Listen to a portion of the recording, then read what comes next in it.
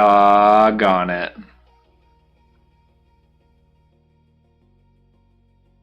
My mic has been like this the whole time, hasn't it? Yeah, it has. Yeah, it has. Well, just to recap the last 10 minutes, to recap the last 10 minutes here,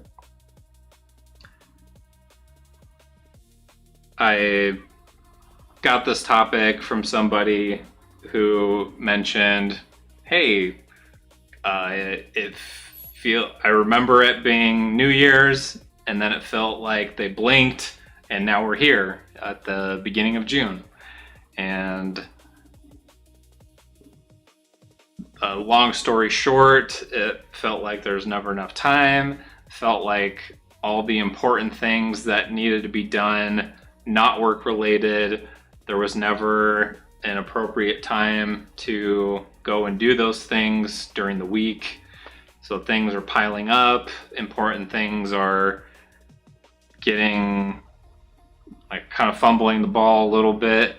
And so I had to commend this person for even caring about how they could use their time more wisely, because they were just expressing how there was this negative compounding effect where like work is busy and then you leave work and then going to take care of things with the family and then getting home, trying to cram all of these important things in a short period of time, and that the ending hours of the day, and there's just never quite a finish line for some of those important things. And so I was like, hey,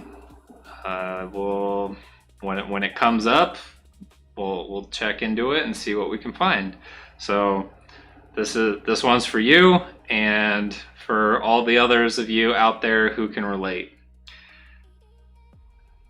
Now, moving back to the session, God, I cannot believe I left the mic off for that long.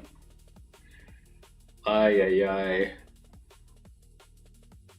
Now I know why people have mic buttons and all that stuff.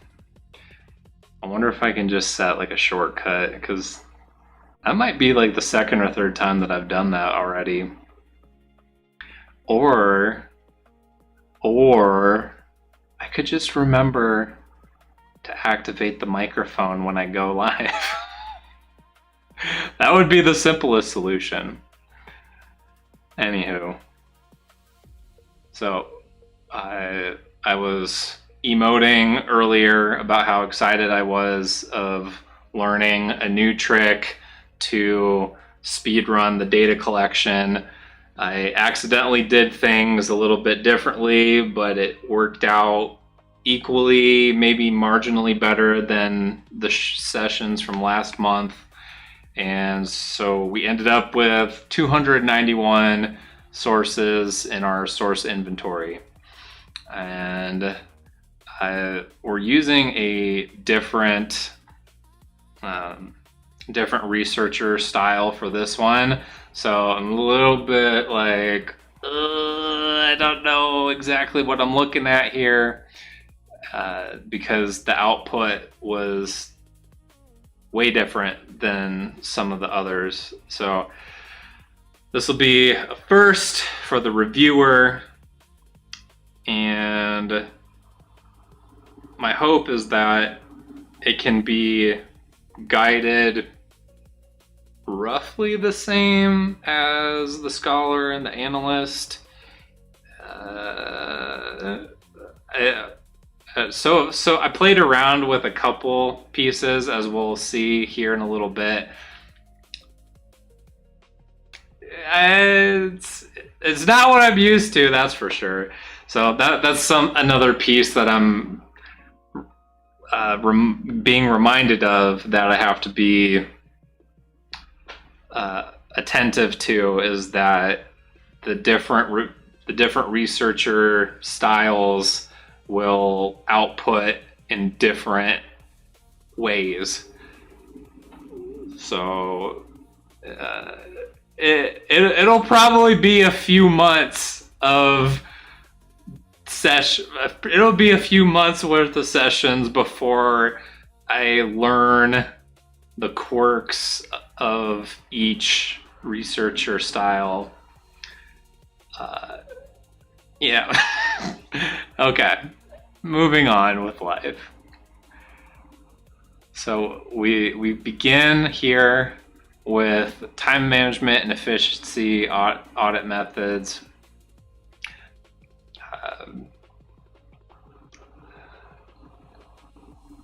I'm still hung up on the switcheroo that this new research style, because this is the first time we're using the reviewer, so yeah, I'm learning it for the first time.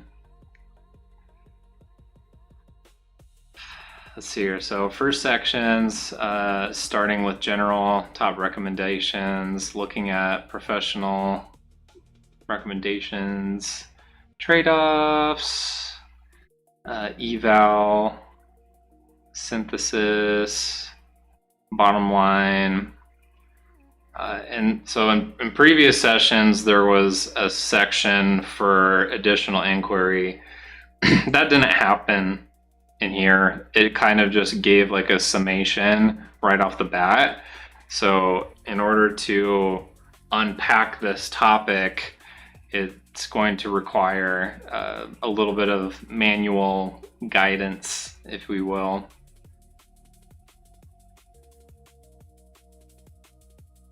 So I don't want to read through all of this, but just general cover.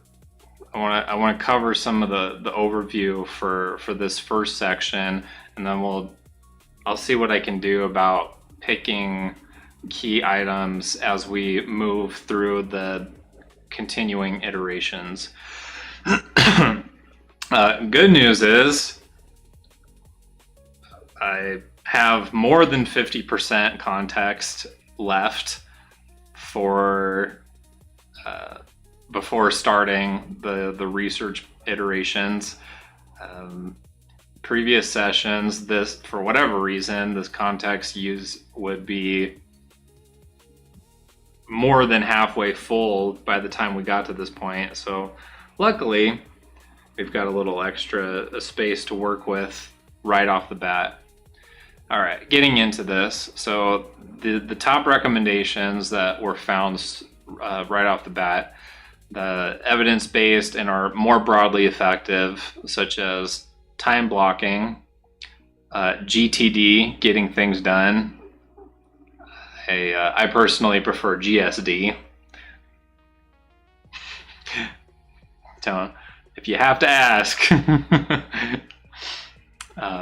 And then energy management here. So time blocking is great for knowledge workers or doing deep work, getting things done, or as I like to say, GSD, overwhelmed professionals, complex projects. Energy management helps for burnout prone fields, industries, work, projects, and also creative roles. And you can see there's kind of this general 40-ish plus boost across these three main methods.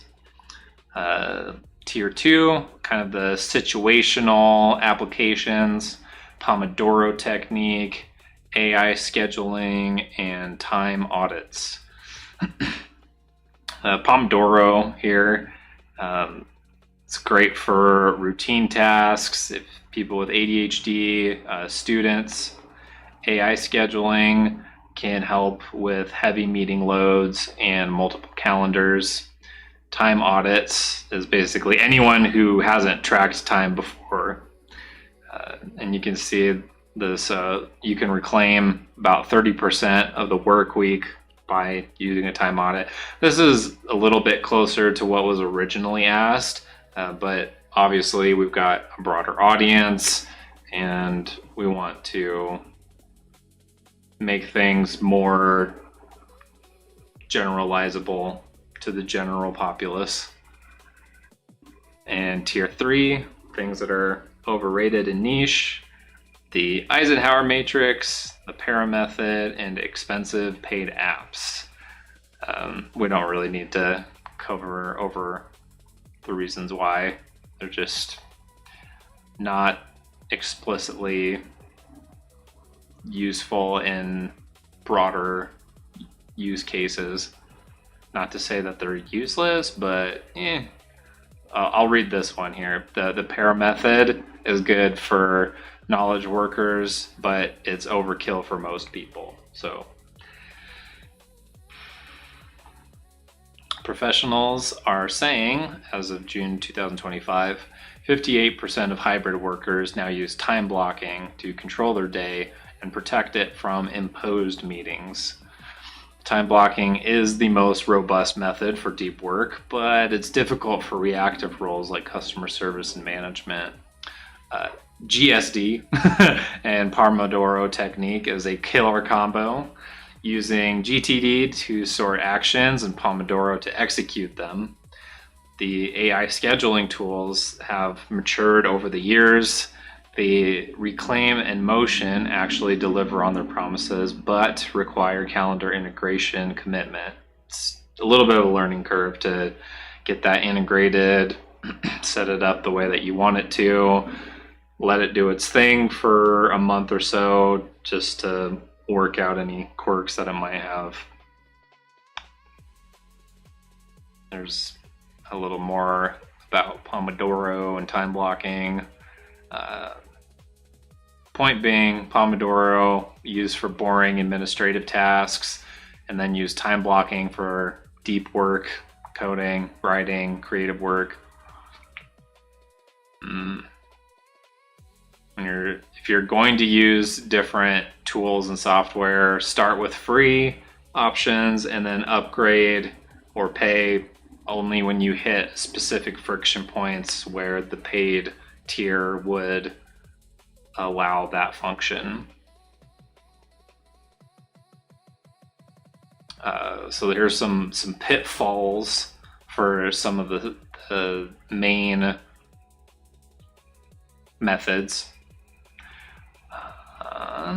With people with ADHD and traditional systems, working memory impairments make GTD capture and review unreliable, and the Pomodoro's fixed intervals can feel arbitrary and punitive. So instead, use body doubling apps or Flowmodoro, which has variable intervals. Reactive roles and plus time blocking, like customer service, emergency management, parenting. The calendar gets shredded by interruptions. You can use office hour blocking instead of full day structures. If you're over engineering your GTD method, like multiple lists, where'd it go? Multiple lists, multiple contacts, weekly reviews become maintenance overhead, and you just need to simplify all that. Inbox done today, and do it today, and then it's done. Or use digital tools to help keep track of those things and cross them off. If you're doing creative work plus the Pomodoro technique, that 25-minute timer interrupts the flow state that requires 90 plus minutes. So again, using flow time to track natural rhythms or in larger intervals.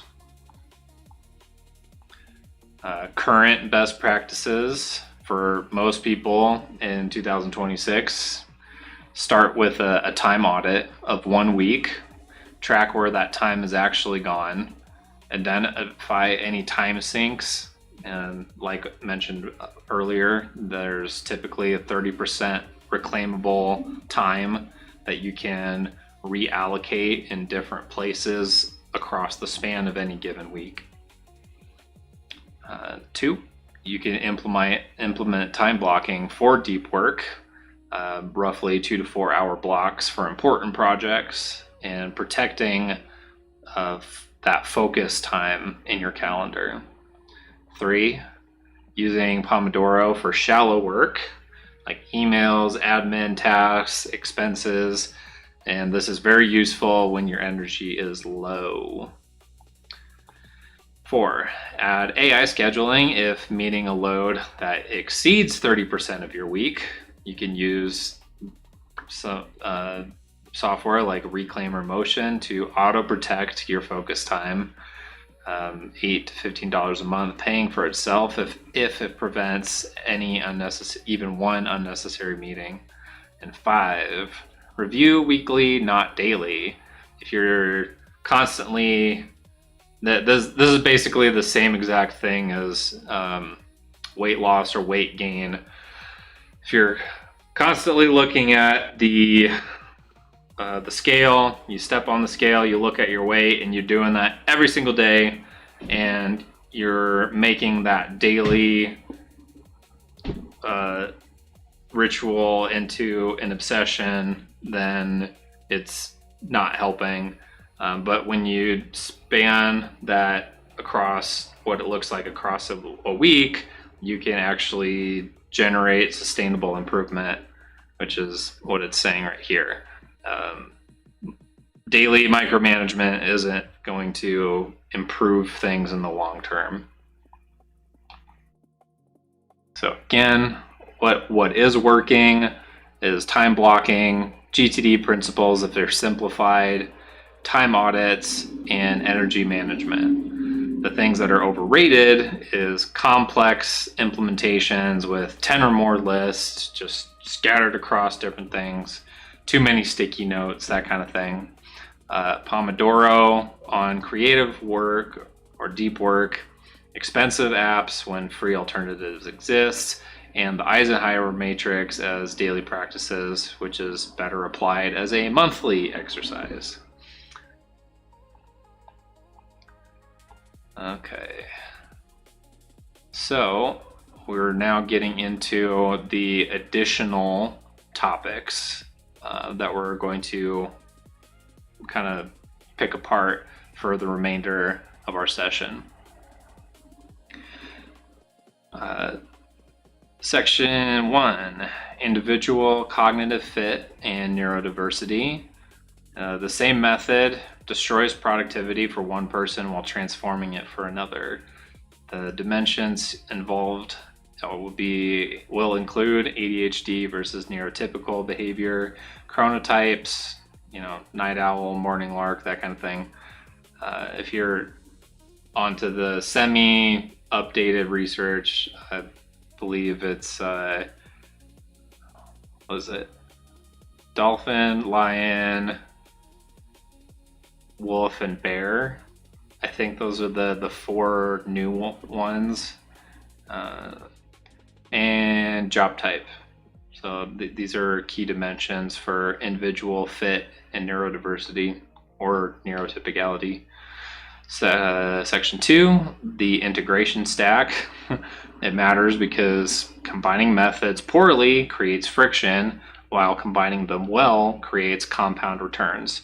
And this is basically the exact same thing that the suggester of this topic mentioned. Was it just feels like this negative compounding effect.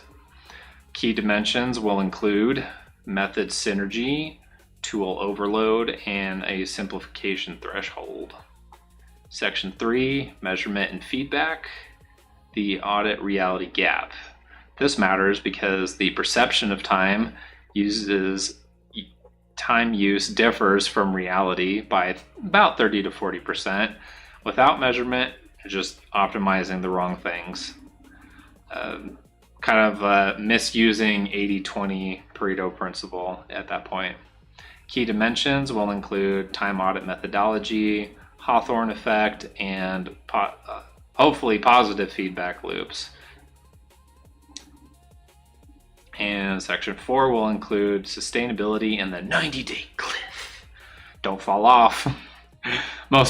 This matters because most productivity gains occur in the first 2 to 4 weeks, and methods may be abandoned by month 3. The key dimensions will include novelty decay, method switching costs, and context disruption. So, in order to move into the next piece, I've prepared a small note that I can slightly more quickly navigate the rest of the session with. Okay, so please explore. How should I do that? Let's try. Yeah, let's try that. Yes, please. And I'll make sure to delete that from my note so I don't accidentally redo the same thing over again. Actually, I better load the next one so that it can get its happy little butt going while we begin reading the previous one. I think that was the little timing hack that was shared with me early on, was to let it do its thing. Let it do its think thing. If you want to pre-order a Think Thing t-shirt, let me know. So it's doing the Think Thing. Now it's printing.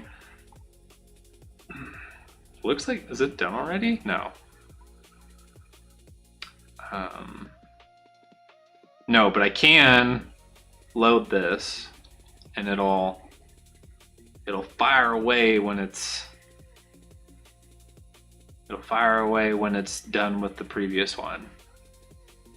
But I need to wait until this is done before I can start reading this, because otherwise it's going to skip down to the bottom again. I don't want to get interrupted. Well, as we're... Oh, there it goes. Yeah. Okay. I was about to just start, but...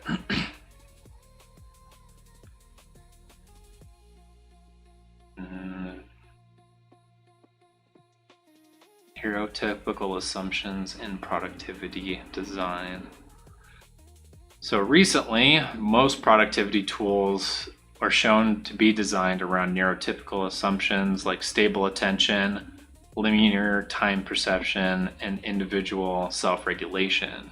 As a result, adults with ADHD rate calendars, to-do lists, planners, and reminders as they rate calendars, to-do lists, planners, and reminders as significantly less effective than non-ADHD users, despite having similar adoption patterns. Okay, so the method is failing. Why? Neurotypical assumption, stable working memory, fails because, well, GTD capture review breaks down. Okay, so the neurotypical assumption, stable working memory versus the working memory impairments creates GTD capture review breakdown. Linear time perception is met with time blindness, which creates calendar reminders being ignored. Individual self-regulation meets needing external scaffolding, which results in solo Pomodoro failures. task initiation being automatic, meaning task initiation being the hardest part, and which results in any method requiring just start failing. Then breaks restore focus, met by breaks breaking hyper focus, resulting in Pomodoro interrupting flow. I've heard of some of this stuff before, but I've never actually looked at it in action. So what actually works in ADHD specific adaptations? Working silently alongside others, in person or virtually, who are also working. This works because it creates a perceived social presence. Knowing that others are working reduces isolation and increases accountability. 2025 VR study, human and AI body doubles significantly improved task speed, accuracy, and sustained attention in adults with ADHD, and it solved the initiation problem where the problem wasn't the task, it was starting it.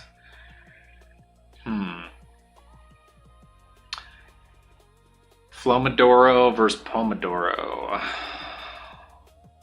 Interval problems.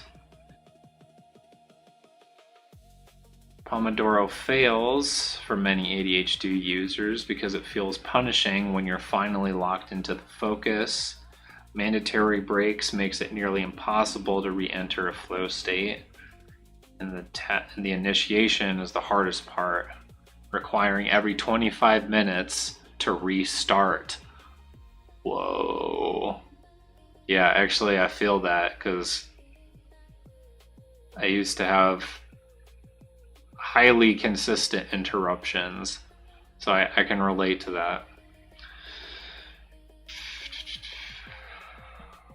So to adapt with the Flomodoro, you can set a minimum time, not a fixed interval. Don't use alarms, don't use notifications. Only check the timer when focus falters. If you're focused, just continue. Not a big deal. Shorter intervals work better. Okay. Or you can modify the Pomodoro technique for 10 minutes on, 3 minutes off. Oh, yeah, shorter intervals work better. Got it. Timer with a visual countdown. Set to 1 hour on silent. Time blocking without rigidity. How? Why it works. It provides an external structure for time blindness, and visual calendar blocks compensate for poor internal time sense. Got it. Specific adaptations might be overestimating the time needed by 50%. So you have to kind of dial that in. Build in transition buffers between blocks. Use color coding, visual interest, and category recognition. Include catch-up blocks for inevitable overflow. Yeah. Time blocking fails for reactive roles regardless of neurotype. Yep. Don't I know it. GTD for ADHD. Simplification becomes mandatory. It fails because multiple lists, multiple contexts, and weekly reviews create a maintenance overhead. It's a lot to think about. It's a lot to keep up with. Capture habit requires working memory that ADHD impairs. Kind of like a short-term inhibitor, debuff kind of a thing. Review habits require sustained attention that, again, ADHD struggles with. So we already covered that a little bit ago. So when there's a connection to burnout, self-management of time and organizational skills mediate the link between adult ADHD and job burnout. It's not a symptom, it's a primary pathway to burnout. Poor time management is a pathway to burnout. That's what I meant to say. Getting time management right for ADHD isn't about productivity optimization, it's about sustainable employment and positive, good mental health, I'm assuming.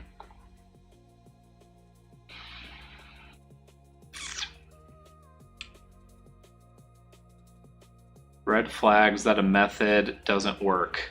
If it requires you to just discipline yourself, if it relies on internal motivation without any external scaffolding, if it has rigid intervals that interrupts flow, and if it requires complex maintenance. It's not about finding the right method, but building external scaffolding that compensates for differences in executive function. It's more of like a forebrain thing. Okay, let me load up this next item before we start reading.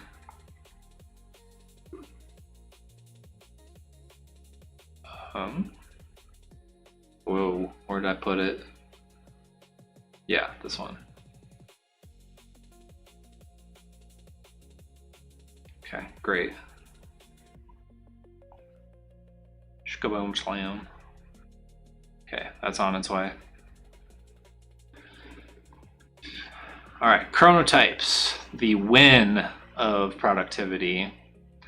9-to-5 schedules fail 50% of the population. That's because the majority of chronotypes would be bears. If you're familiar with, shoot, I forgot his name. Doggone it. It's from The Power of When. I just remember the book. It comes from The Power of When. Oh my gosh, wait. It's right here. They're talking about it right here. Cool. All right. I won't look like a crazy person now. Okay. So recently, in 2024, oh, my bad. The discovery is that biology beats discipline. Night owls demonstrate superior cognitive function to morning types when tested at their optimal times. The problem being that standard work schedules assume that everyone peaks between 9 a.m. to 5 p.m. when the reality is chronodistribution means 50%, I think it's more like 60% bears fit into 9 to 5 reasonably well. 15 to 20% lions are kaput by 3 p.m. Lions are kind of like the early birds. 15 to 20% wolves are useless before noon. I didn't say nothing. Wolves are basically the night owls. 10% of the dolphins, they struggle regardless of schedule. The dolphins are actually the chronotype that started this new set of chronotype biorhythm research.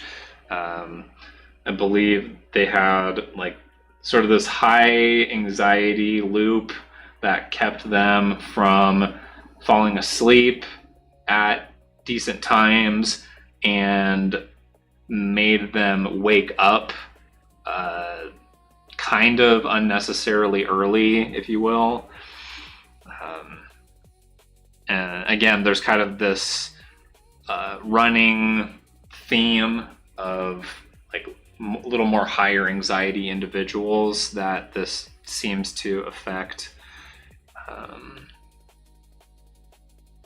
So they're not really night owls, aka wolves, and they're not really lions, aka morning birds, early birds. They're kind of this maladjusted midpoint between those two.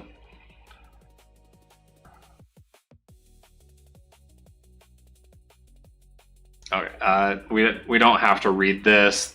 You can easily find information on the 4 chronotypes and the profiles that characterize each of them, and just remember.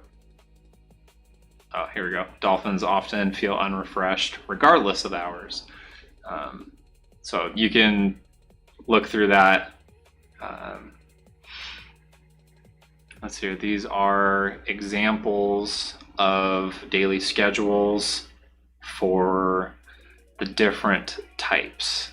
So again, lions are the early risers, starting about 5:30, starting about 5:30 or 6, and pretty much in bed by or before 9-10 p.m. I feel like is a little bit late for a lion, but I think if the lion is wanting to be more social, like more socially active, they're probably going to push through that energy depletion that they get by the end of the workday. Here we go. We'll read these sections here.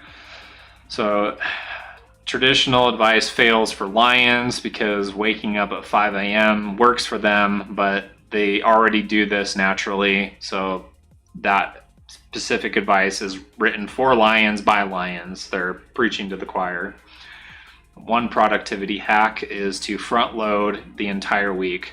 Do hardest things on Monday morning when your energy is the highest. So basically it's like peak early in the week and then just let things naturally teeter off as you get towards the end of the week. For bears, they are naturally solar synced, natural 7 a.m. waking time, which is generally when the sun would be rising or shortly after sunrise, and it's like the sun's out, time to wake up, and then they're going to bed by roughly 10-11 p.m. Bears fit the standard schedule the best, but the trap is that bears push through the dip in the day around 2 to 4 p.m. They use caffeine, and the use of caffeine basically anytime after noon creates, how do they put it here? Well, they're calling it sleep debt. But you got to understand that caffeine has a half-life of like 6 hours. So, which is kind of a long time for just a food chemical to be working in your body for that long.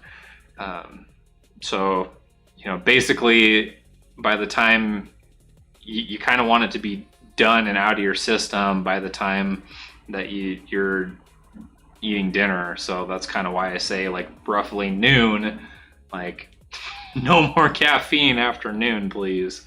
Stop it. You can have your coffee, you can have your tea, you can have your matcha. Just drink responsibly.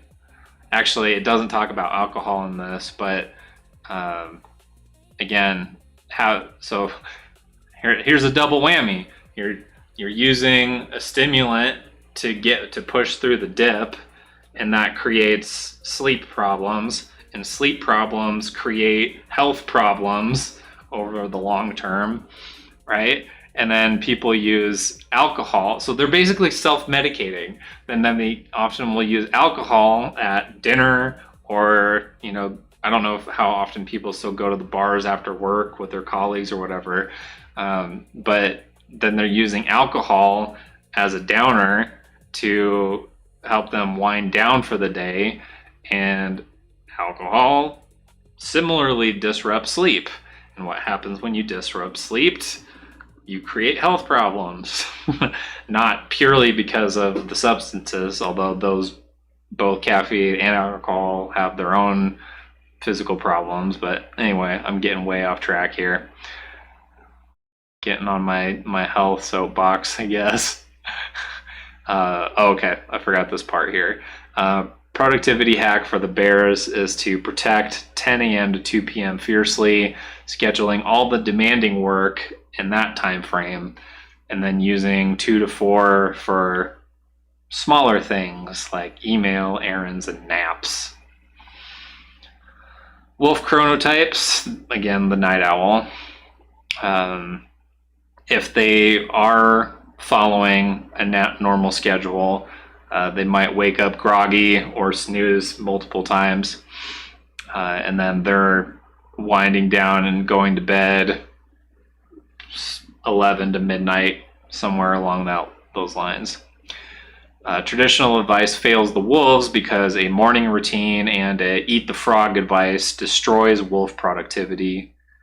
Wolves forced into 9 a.m. meetings operate at less than half capacity. They say about 40%. Productivity hacks for wolves. Try to negotiate flexible work hours. If that's impossible, then use the morning for low energy tasks like email and things that you could do on autopilot, and then protect your it says evenings, but like afternoons, like basically after lunch into the evening for all of the big real work that you might be doing.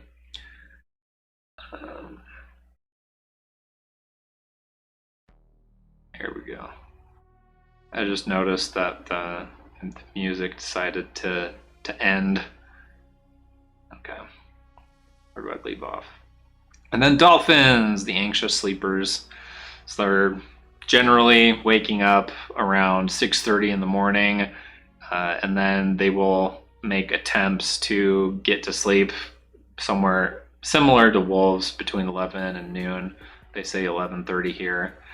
The challenge for dolphins is that they're constantly wired and tired, exhausted during the day, restless at night time. The anxiety about sleep contributes to sleeping worse across time. A productivity hack for the dolphins: they can work with short, intense focus blocks, 90 minutes at most, so an hour and a half. Don't fight the intermittent energy, just harness to that. There'll be peaks, troughs, peaks, troughs, peaks, troughs. Just ride those waves.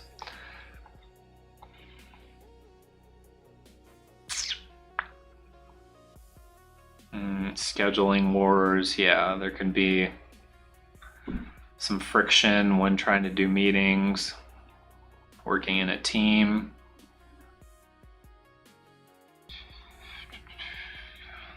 There we go. There's some science that matters.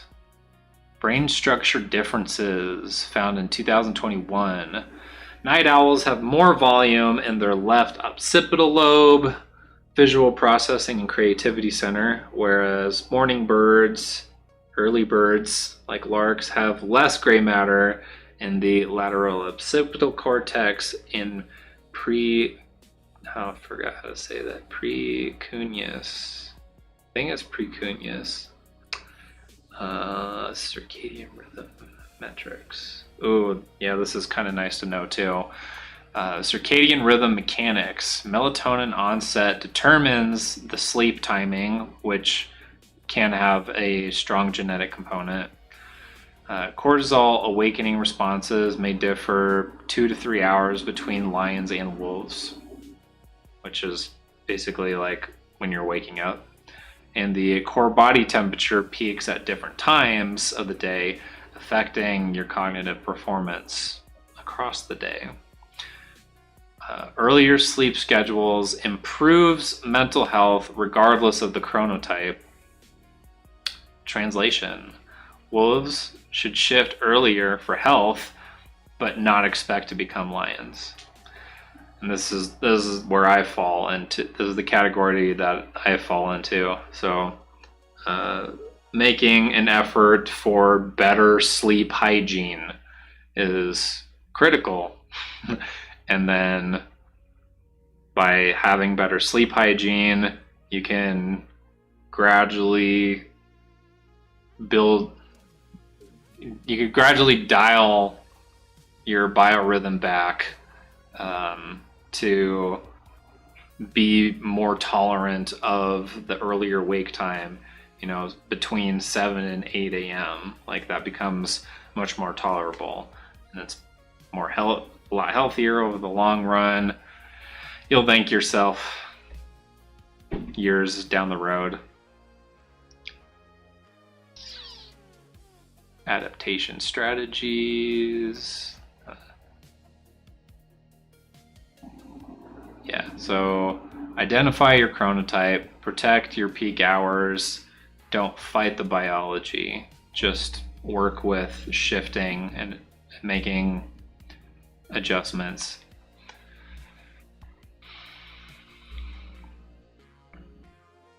I think I can get the next one going. That would be nice. Let's see here. Ooh. Okay.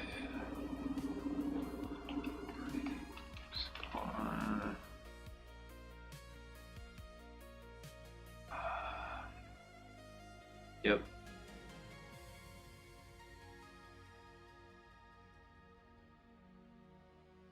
Okay. Get that next. Send it. Yep.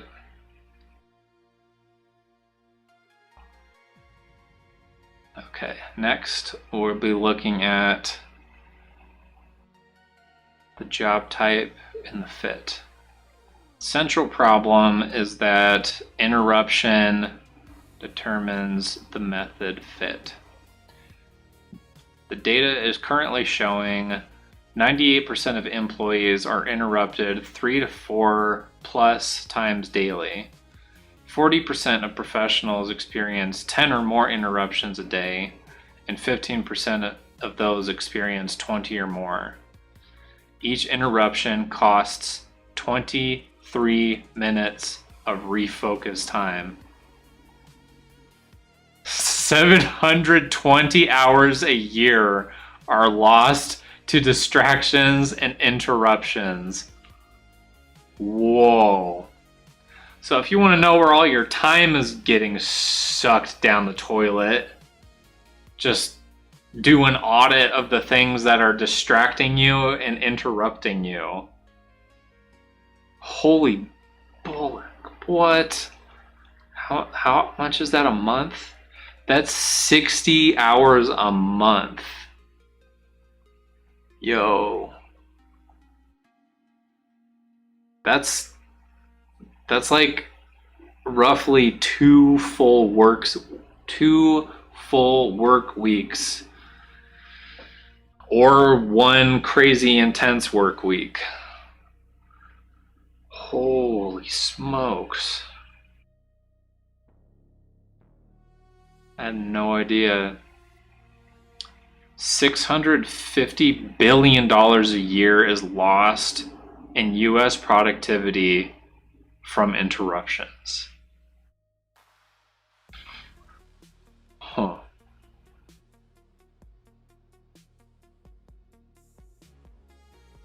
So product method effectiveness is determined not by presence, but by interruption load. How frequently your job requires context switching. God, no wonder it's a nightmare for ADHD.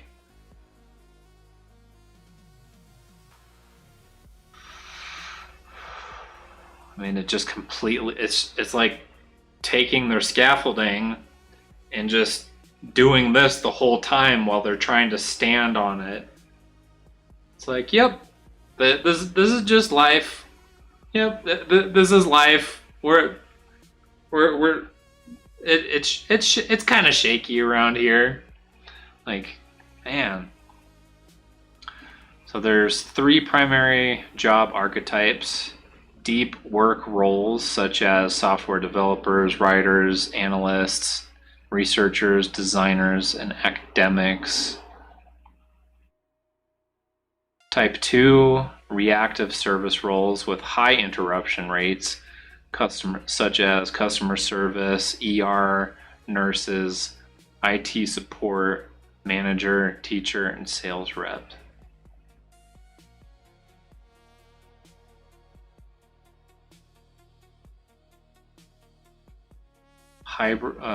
Type 3 is hybrid knowledge service roles with medium interruption, such as managers, teachers, nurse managers, product managers, and consultants. Time blocking, if modified, is conditionally effective. Task batching works well, so putting similar tasks together, emails, one-on-ones, approvals. Energy management works well, matching task type to your current energy level. GSD works well for capturing, clarifying with minimal lists.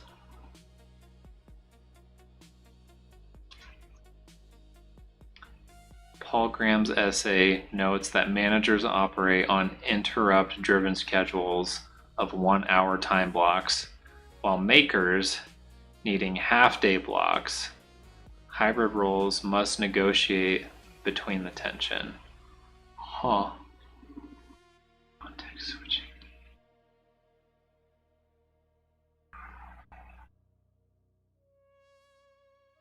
Here we go. 23-minute refocus penalty applies to deep work roles, whereas reactive roles develop rapid context switching abilities. The cost per switch is lower, the volume is higher.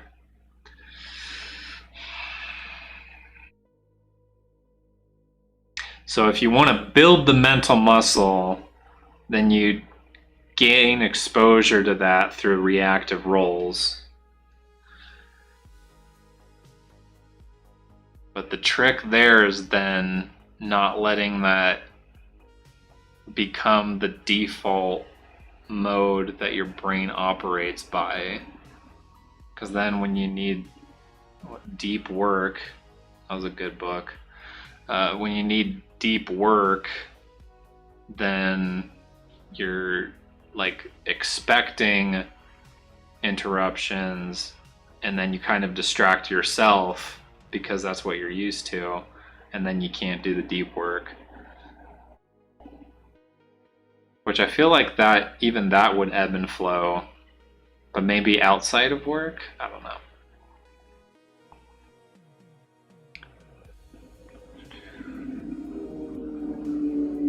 Methods colliding with the job type. Interesting. So matching the method according to your interruption load. If your interruption load is greater than 10 an hour, then reactive methods like Kanban triage and energy management and short focus islands of 30 minutes. If interruption load is 4 to 10 per hour, hybrid methods like task batching and office hours, or protected focusing blocks of 60 to 90 minutes at least 2 to 3 times a week. If the interruption load is low, like less than 4 per hour, then deep work methods, time blocking, Pomodoro, GSD, and long focus blocks of 2 to 4 hours daily. Cool. The hard truth becomes that no productivity method can overcome structural job design. If your role requires constant availability, there's no amount of time blocking that will create focus time.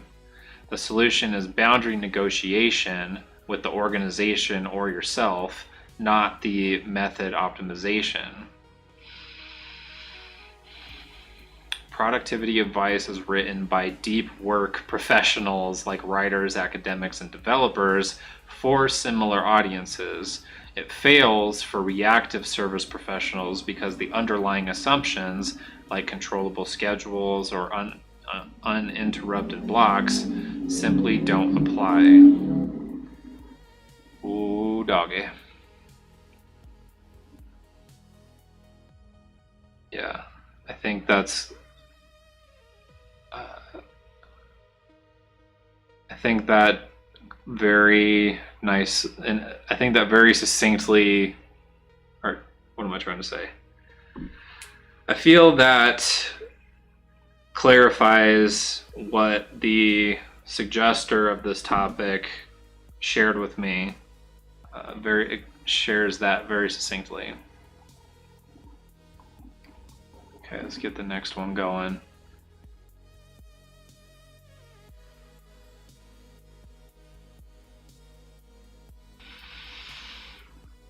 When combining productivity methods creates compounding returns, and when it creates catastrophic friction.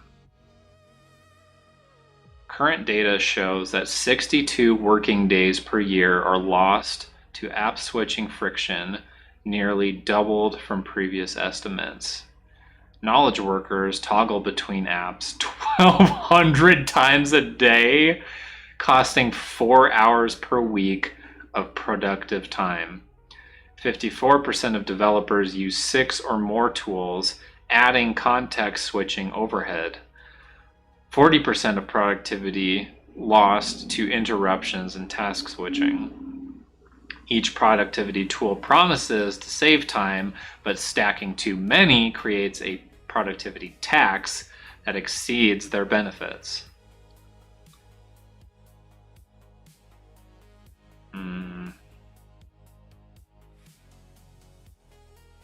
This will probably end up in the report.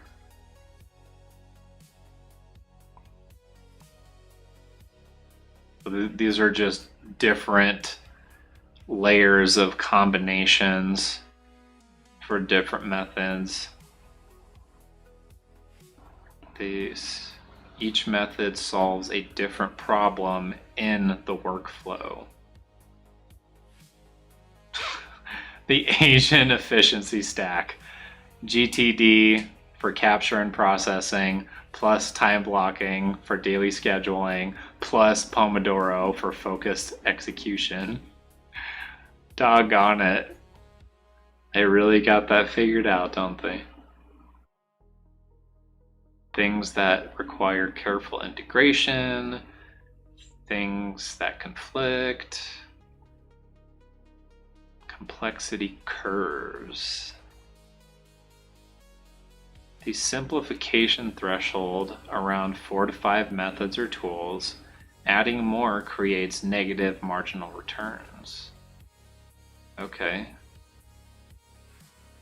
So if you have 1 or 2, it's simple, it's clear, there's little friction, and you immediately get 15 to 25% productivity. 3 to 4 tools, there's some friction, but it's manageable. You get 5 to 15%, but may experience diminishing returns. 5 to 6, it becomes complex. There's significant maintenance overhead, and now you're getting negative 10 to 20% returns. And then anything over that is just catastrophic failure.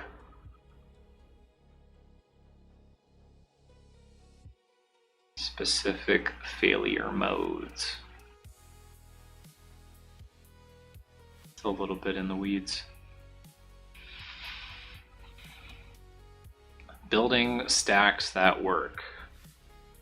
Each tool or method is for one thing. So give single responsibilities. Tasks, time protection, references. Number 2, make sure there's clear handoffs, that the workflow has explicit transitions. No ambiguity of which tool or method handles which step. Friction audit. How long form I need to capture this to. Wait, what? Okay, reduce the steps. Yeah. That's it. Just reduce the steps. Maintenance budget. Spend less than 10% of productive time maintaining your productive system.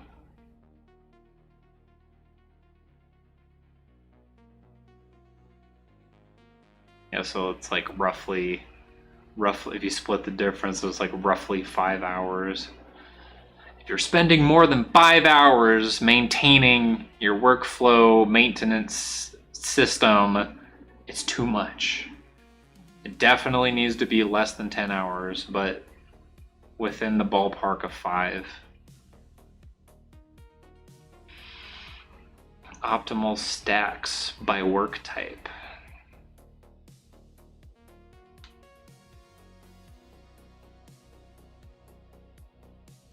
I didn't see the reactionaries.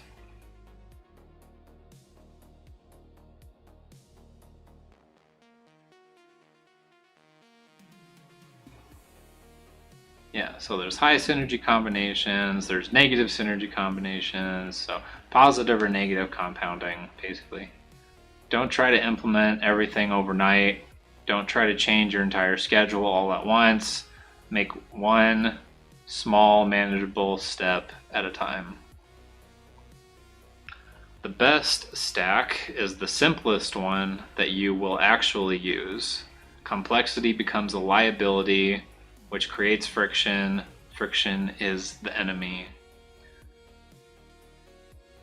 Most productivity advice is written by system optimizers, people who enjoy tinkering. If you're not a system optimizer, just reject the complex stacks.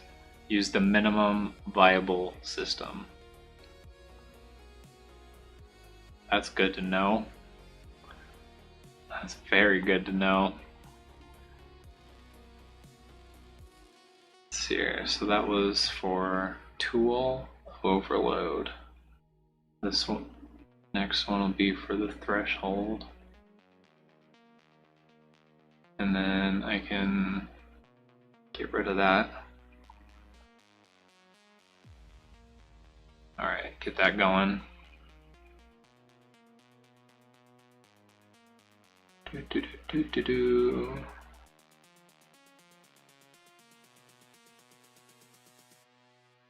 This was tool overload in the SaaS saturation crisis. What? Alright, anyway. All-in-one workspaces is actually a productivity trap. Notion's Swiss Army knife approach tries to be everything, sometimes failing at both business to business and business to customer. Modular tool chains, like specialized apps, often yield higher productivity than all-in-one solutions. Notion's overwhelming customization creates customizing procrastination traps. Feature bloat drives users to seek focused alternatives. A 106 apps is not better than 3. I don't know why you would use that many. So current reality shows that workers are toggling. We looked at that 1,200 times a day, losing 9% of work time just reorienting. Average company runs 101 SaaS applications, up from 106. That's a lot. That's too many. Companies manage average of 275. What? Without oversight. $18 million wasted annually on unused licenses per large organization. SaaS apocalypse of 24 to 26. End of easy growth era. Salesforce, Intuit, Atlassian is retreating. 33% of organizations consolidated redundant apps in 2025. Long story short, if you spend 9% of work time reorienting between apps, that's 3.6 hours per week, or 187 hours per year, which is nearly 5 full work weeks lost to tool switching friction.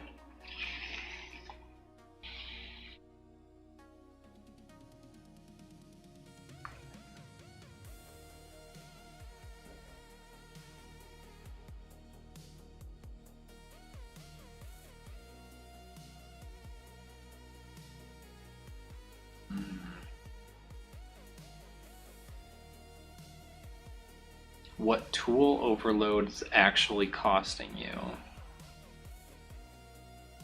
7 to 10 weeks of productive time per year. Long story short. Cognitive costs include decision fatigue, attention residue, and system guilt. We just kind of covered the financial stuff.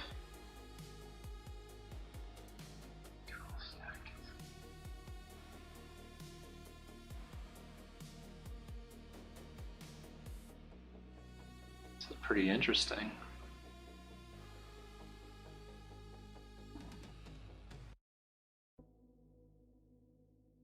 Yeah, I'll get into it here in a moment. It's been a minute, yeah. All right, bottom line. Tool overload test. Can you list all your productivity tools in 30 seconds or less? Do you know which tool to use for any given task immediately? Do you spend less than 10% of your work time maintaining your system? Approximately 5 hours or less. If no, you're overtooled. Teams are consolidating their tool stacks, often down to just 2 or 3 core platforms, and they are seeing immediate gains in focus, accountability, and communication clarity. Productivity is not a function of tool count. The best tool stack is the one that you will actually use every day without needing to think about it. Every tool that you add must earn its place by reducing more friction than it creates, which most do not.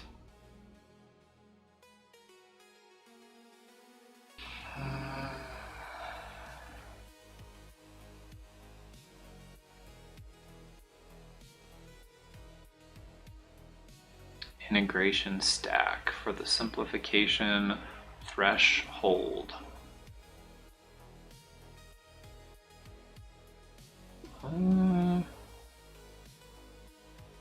GTD. Wait, weekly review. Oh, GTD weekly review, 1 to 2 hours, 30 minutes, or 3 hours. Daily maintenance, about 1 hour. The weekly review will cost you time, so does anything worthwhile, but do it anyway. AI can reduce 3 hours to 30 minutes, or even 3 minutes. Most people don't have a productivity problem, they have a system bloat problem. They've added too much complexity without clarity, and now they spend their time and energy and attention trying to maintain a system that makes them look productive instead of actually being productive. Data currently shows process friction, lack of accountability, and unnecessary complexity are major drag factors preventing productivity gains. While 45% of US employees participated in no education or training for their current job due to time and budget barriers, AI risks becoming just another layer of complexity, if not embedded into workflows that reduce overall cognitive load.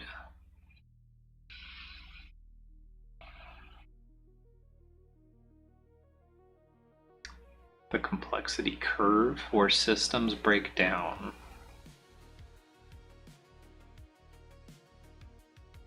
So 0 to 2, you're under-tooled and missing capabilities.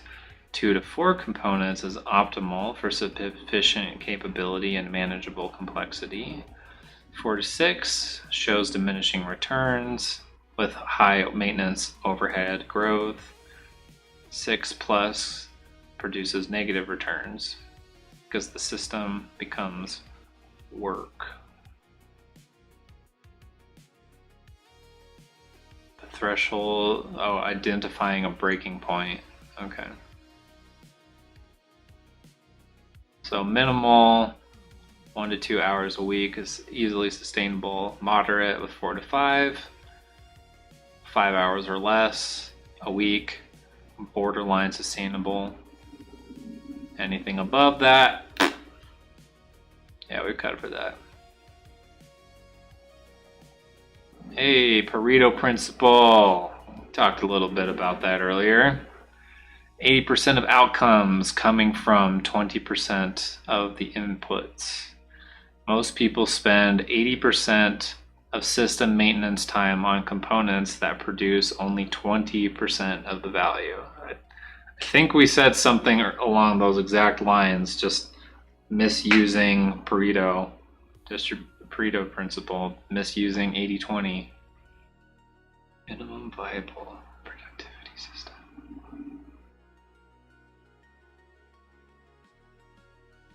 A minimum viable productivity system must capture 100% of inputs with no leakage. It must process to clarity to know the next action. It must execute on priorities to do the work, and it must review weekly to course correct. That's good to know too.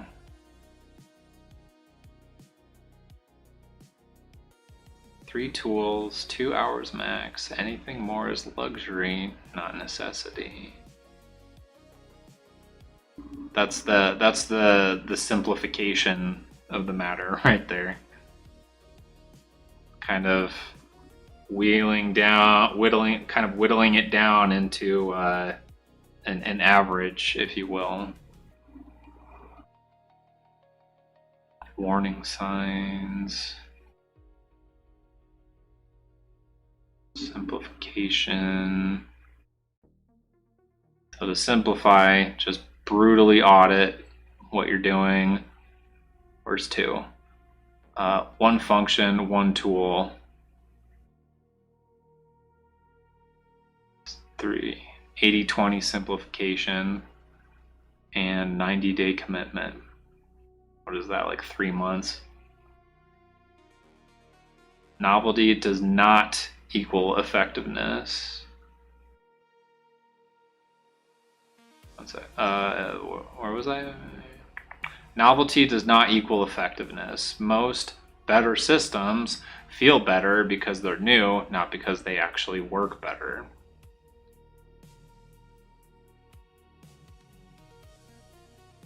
The pursuit of optimal, that's a weirded word. The pursuit of optimal often yields diminishing returns while increasing the fragility. Don't let it cost you too much time, though.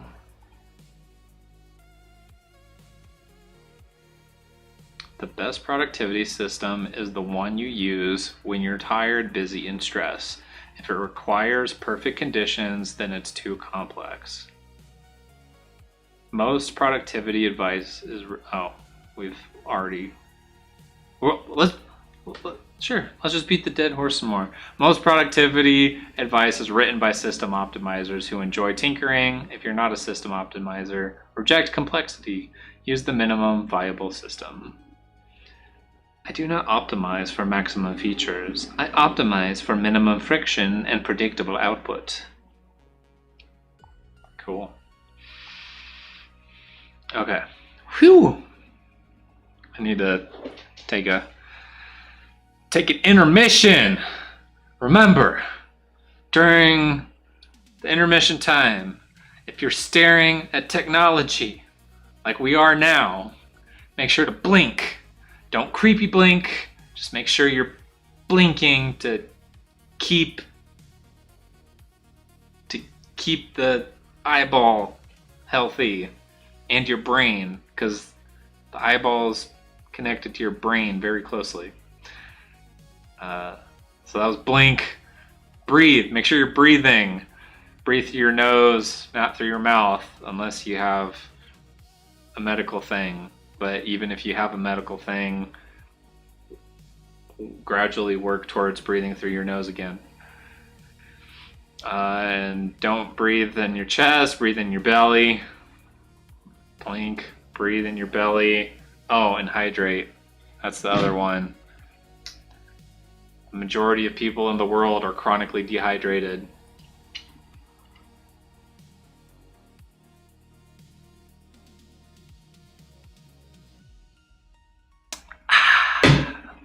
Hey, thanks, first time chatter. Thanks for popping in. Love me some first time chatters. Alrighty, here's our intermission.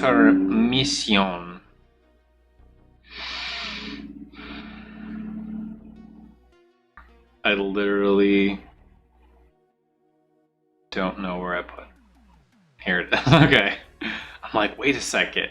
I was looking at this earlier. I know it's here. Okay, cool. So for our intermission, blink, breathe, hydrate. Is there a B word for hydrate?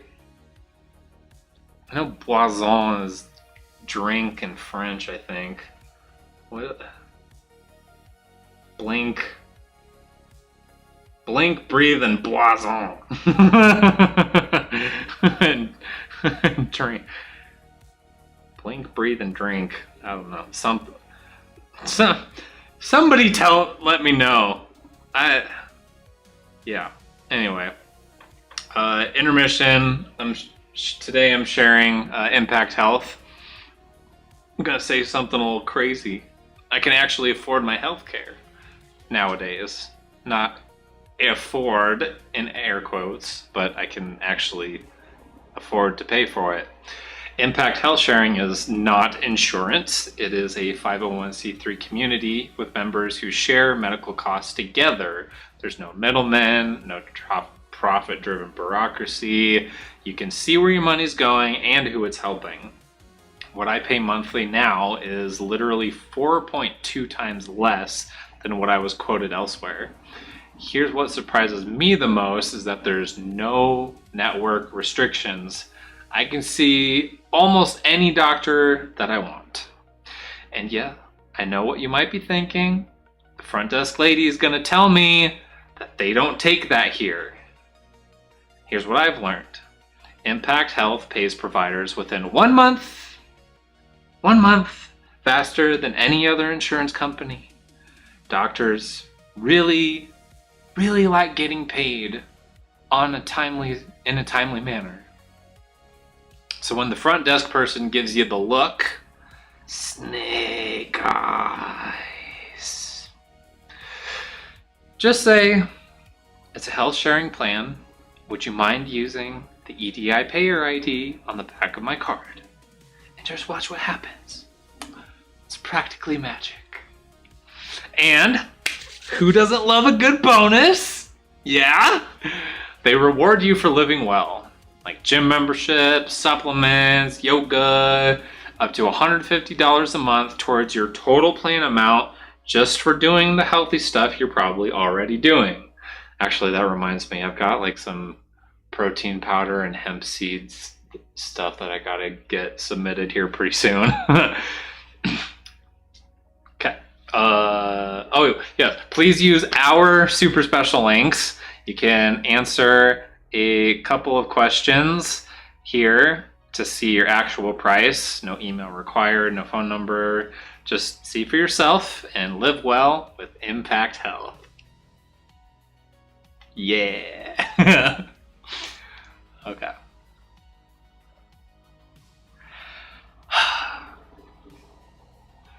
There's something moderately refreshing about reading my own ad script. It's kind of an advertisement. my own referral scripts for marketing referral purposes.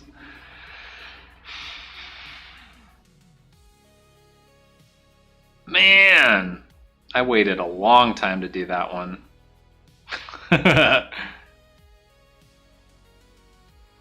Hopefully I don't take too long for the next one.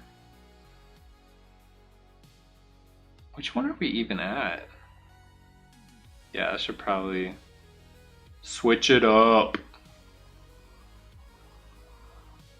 Yeah, something like that. My bad, guys. I'm just getting my next piece loaded here. I thought I closed out of it, but it's there. All right, it is in fact there, and I am ready to continue. And in order to continue, I need to put the next piece. Please explore.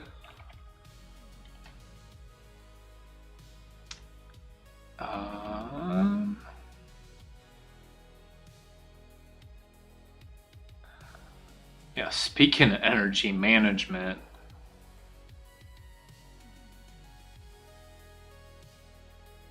mine is dipping. But that's alright. Is it though? If you're trying to work on your sleep hygiene, is it really okay? That wolf life though.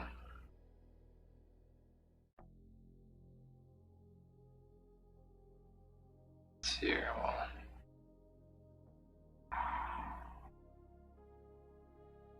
actually, I'm gonna play around with kind of speeding through a little bit of this just to see how it fares, just to see how it feels.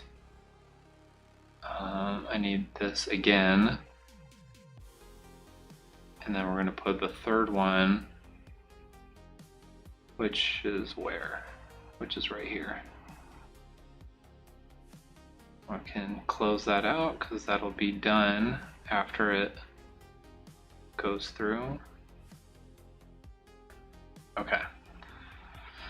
We're gonna see if I can keep up a little bit faster. Okay, next we're looking at time audit methodology. Key findings. Oh, wow. Why is it doing that?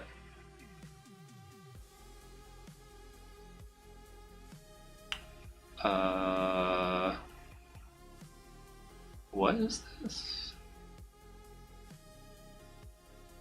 Okay, never mind. Okay. Tracking reveals actual time is much higher than perceived for some activities and much lower for others. Automated capture has weaknesses, hands you a heap of detail that needs filtering. Time audit involves tracking and analyzing what you spend your time on for consecutive days. Purpose is to identify areas of focus during standard workday, and automated tracking blind to anything away from the phone, like in-person meetings and phone conversations.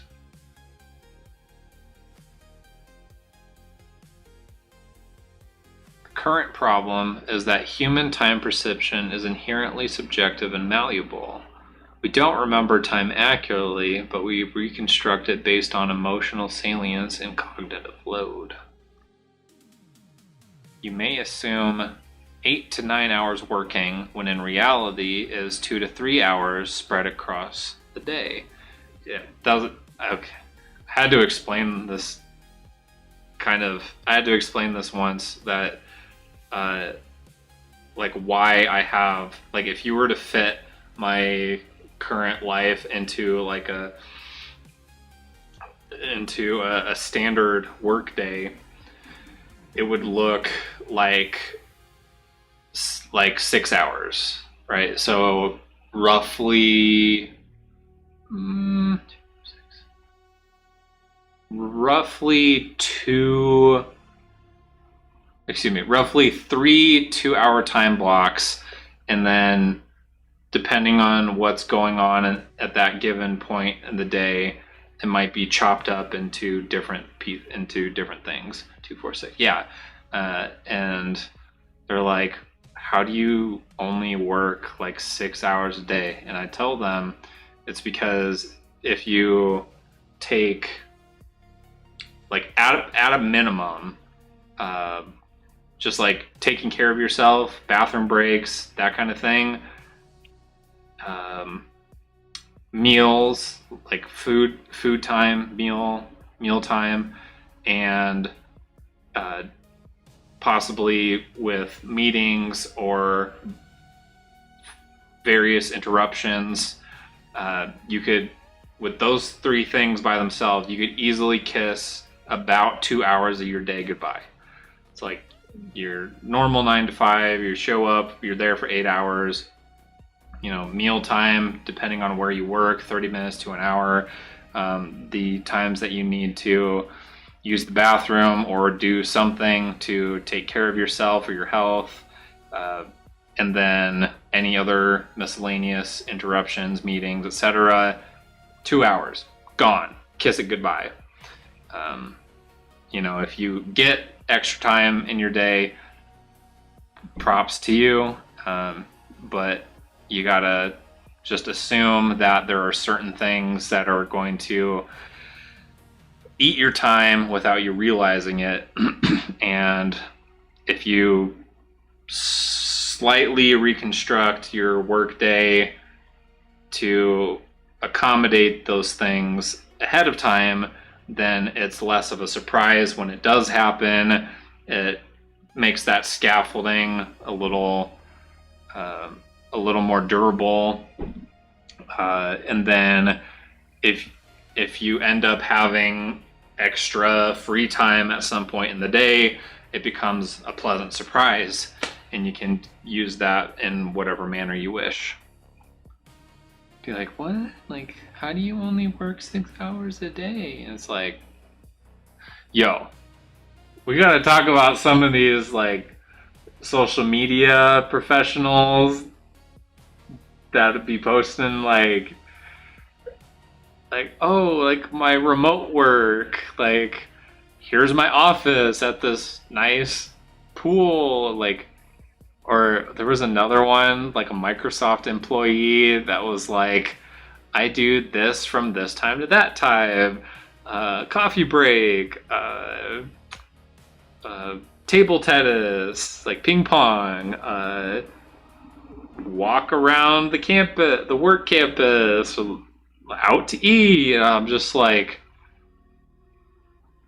I think somebody commented on that video. It's like, wow, so you were there for, I don't know, 8, 9, 10 hours and you worked 4 or something like that. Like, dang.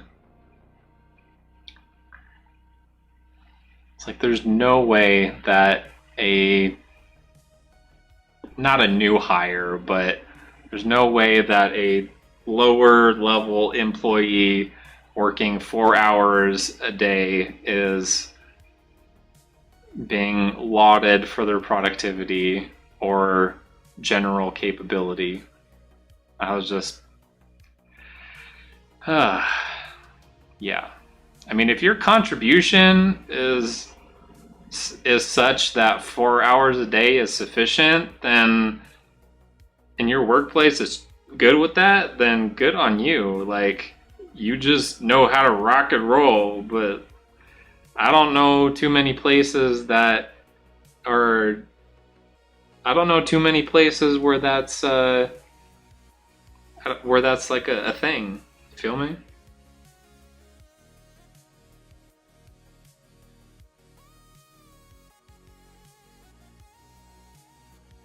More methodologies.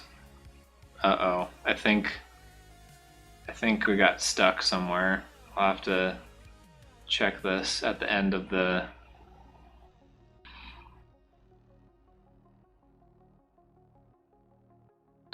Audit protocols, yada, yada, yada. This is a lot in the weeds.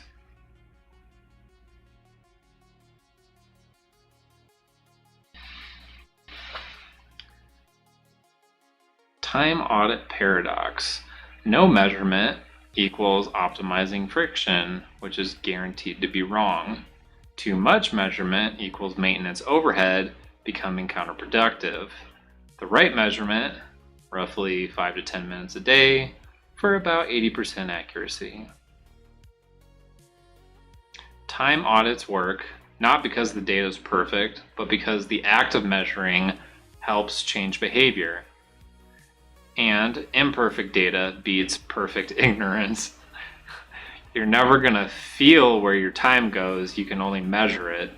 The 20% who sustain tracking past 2 weeks gain permanent advantages over the 80% of people who rely on faulty memory. That which is measured improves, but only if you keep measuring it. Okay, I need to figure out why response failed. Please try again. Yeah, okay, it did just kind of kaput. So I need to grab the previous one before I do this, because I was working on something over the weekend. Something similar happened, and I completely botched the prompt that I needed, and it was a little bit lengthier too. Okay. Whoa! Wait a minute. Let me double check this. Time audit methodology, because we're on 3 right now.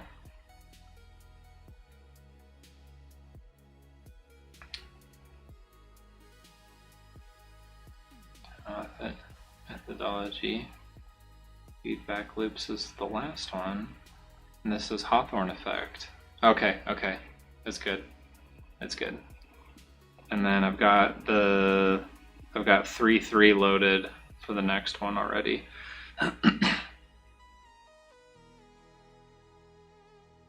It's doing the thank thing. Yes, please continue doing that.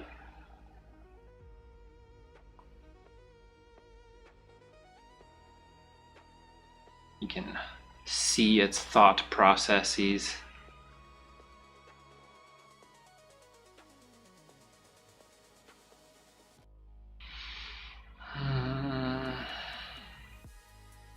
Posture, blinking, breathing, drinking. That's probably, yeah, posture is probably the other one. I should do 4. Blink, breathe, drink, posture. I wonder if there are B words for all of those. So, wait, so cubed is 3? Square. No.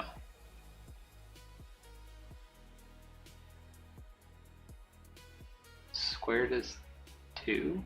Cubed is 3. What's 4?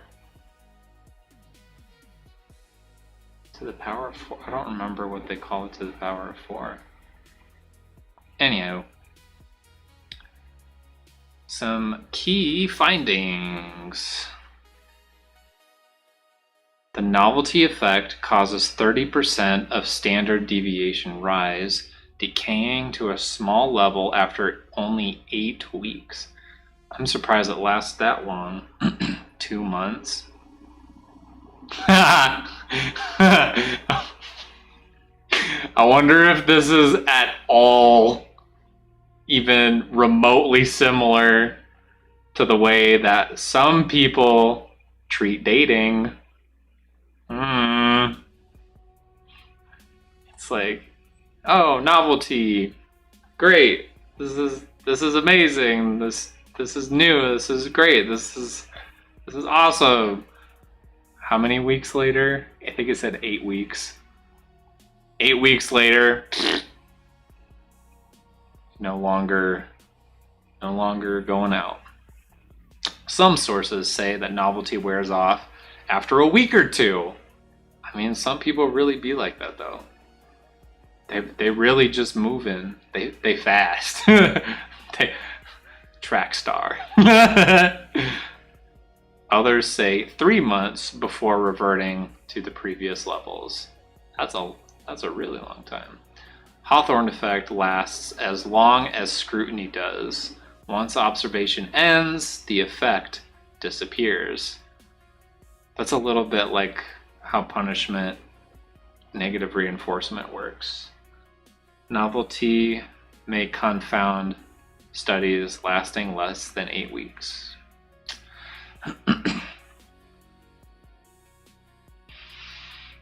So the myth is that back in the 1920s and 30s, Western Electric's Hawthorne plant studied whether better lighting improved productivity.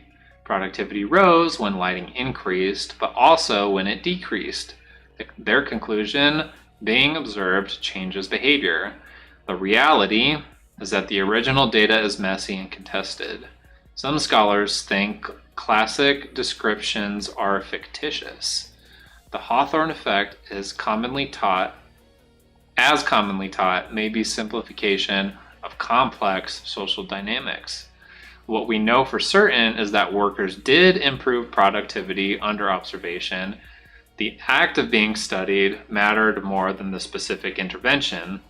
Attention from researchers created social and psychological effects, and the novelty effect, which is any change produces temporary boosts, confounds the results.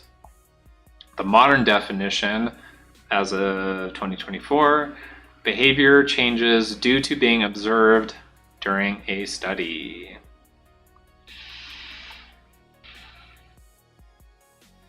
It changes based on 3 interacting effects: novelty, demand, and feedback. These 3 effects are often lumped together as the Hawthorne effect, but in fact operate differently.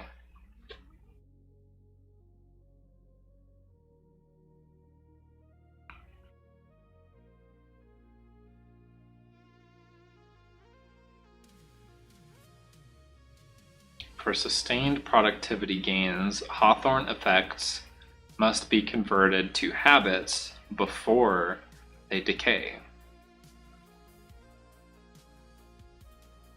Recent research is showing that self-trackers collect data for insight about habits, productivity, and well-being.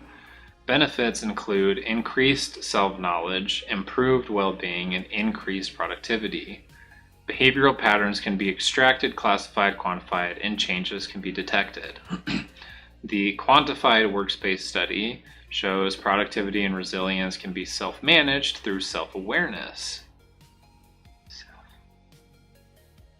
Meta-analyses find monitoring goal progress significantly increases rates of goal attainment. It works because of awareness, accountability, feedback loops, and social signaling.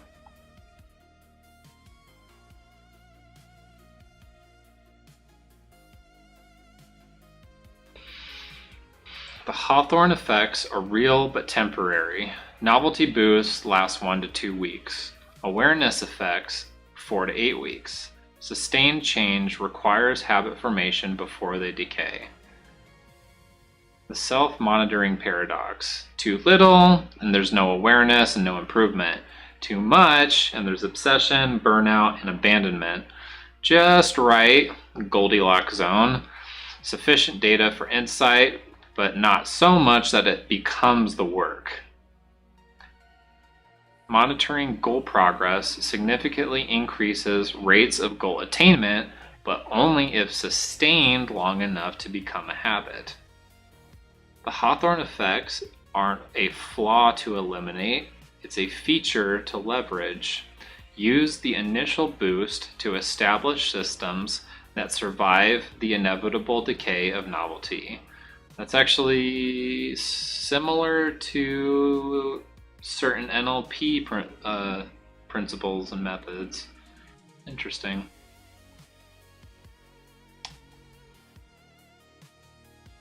And then 3-3 feedback loops. Actually, that's perfect segue, because that's kind of what they were getting into there.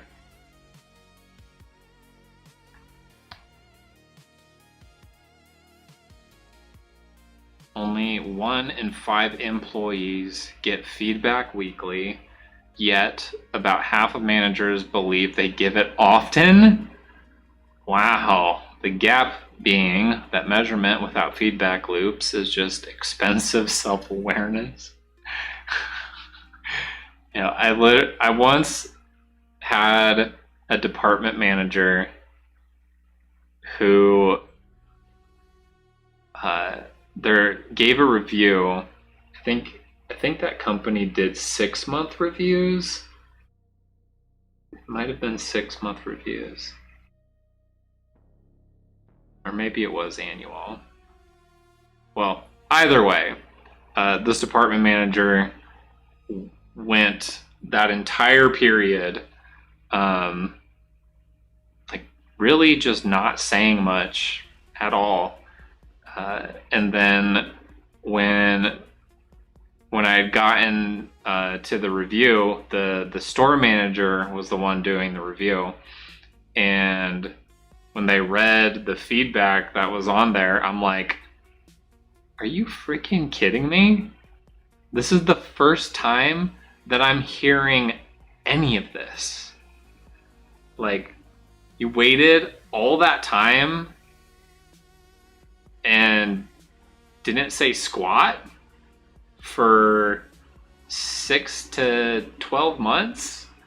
You kidding me? Like, if all of this stuff was so important that now it's negatively impacting my review, like, really? Like, either you just didn't care and you didn't realize what the cascade that was going to have, the negative impact that was going to have, or you were like, I'm gonna let it cook, and then he's gonna be cooked because it's not gonna look good. So either they didn't care, they didn't know, or they set me up for failure. Somewhere between those two things, I was pretty pissed, to say the least. I was like, I'm not signing that. I'm not signing off on that. And they're like, well, there's not really anything we can do one way or the other. I'm like, that is bullshit. I was pretty pissed. It was not a fun experience. I will tell you that. Not a fun experience.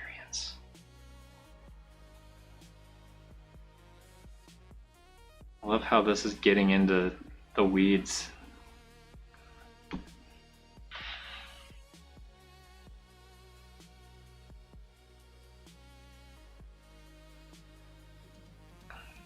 Real-time feedback. Wait, how do use case? Real-time feedback can use simple metrics to prevent drift, but it risks alert fatigue. Daily feedback can propagate habit formation and priorities at the risk of skipping things. Weekly feedback is most productivity systems, but can risk delayed correction. Monthly feedback can be used for strategy and big picture, but risks too late to adjust. The optimal architecture involves real-time passive awareness, daily reflection, weekly strategic reviews, and monthly directional checks. Reviews once a week or once a month assist you to minimize your micro habits and incorporate more sophisticated behaviors with time. I read that funny in my head. Feedback loops fail not because people don't know what to do, but because the loop isn't closing. Measurement without action is just expensive navel gazing. Nice. Okay, let's get into the final section here. Section 4. Explore this and the dimension, including novelty decay. Ooh, that's a good point. Just gonna preload all 3 of these, because who knows how long. Oof, oof, oof. Yeah. Context disruption. There we go. Okay. Hopefully we can keep this going just long enough for it to finish without timing out like it did in round 3.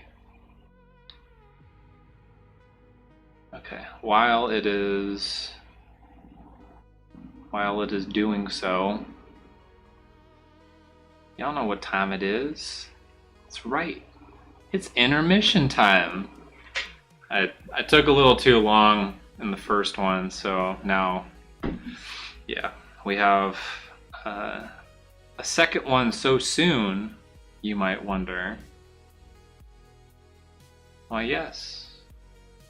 But it has been at least 20 minutes, which is kind of the ideal, 20 to 30 minutes. Anyway, this here, ladies and gentlemen, is ID seal. But before that, PSA, blink, breathe in your belly, breathe through your nose, in your belly, drink, stay hydrated, check your posture. I don't know, move around a little bit, wiggle your hips. Hips don't lie. Shakira up on this beat. Anyway. Alright, ladies and gentlemen, ID seal I present to you. So, there's about 44 to 68 records stolen every second due to data breaches. I looked that up. It's not a scare stat. That's literally like right now while we're streaming. I've been running ID seal for a while now, and it's already flagged my email on multiple data breaches, which I did not even know I was a part of. Here's what makes them different. Many companies, who shall not be named, they do identity monitoring or device protection. ID seal looked at that and said, why not just put them together? They combined 2 separate approaches into one system, including dark web scanning, financial fraud alerts, social security monitoring, plus VPN, antivirus, encrypted vaults, all that stuff. It's working together instead of in silos. But here's the thing that really gets me. A guy that I know personally, he and his wife, had their identity stolen shortly after getting ID seal. Bank accounts drained, whole nightmare. ID seal isn't just alerting them, they're actively part of their restitution process. The white glove restoration isn't just a buzzword, it's a real human helping you when you hit a snafu in your life. Please use our super special links, check the plans. If your info is already out there, and statistically it may be, then ID seal will show you exactly what I mean. Indeed it shall.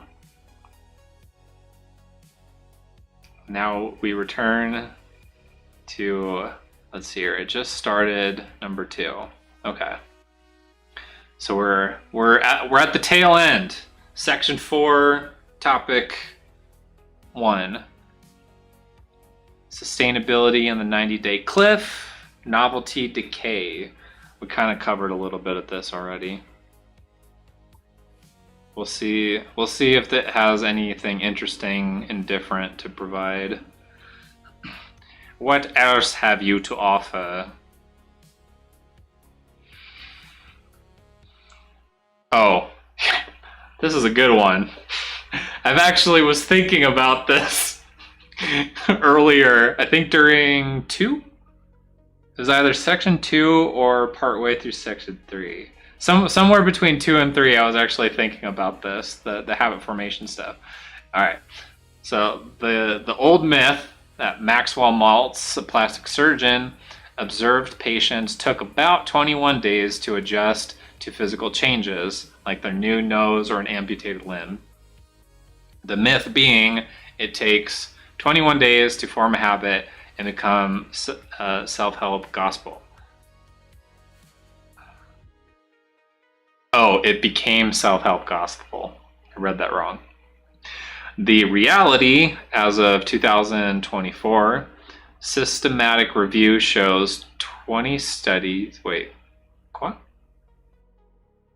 Oh, across 20 studies with a total of 2,601 participants.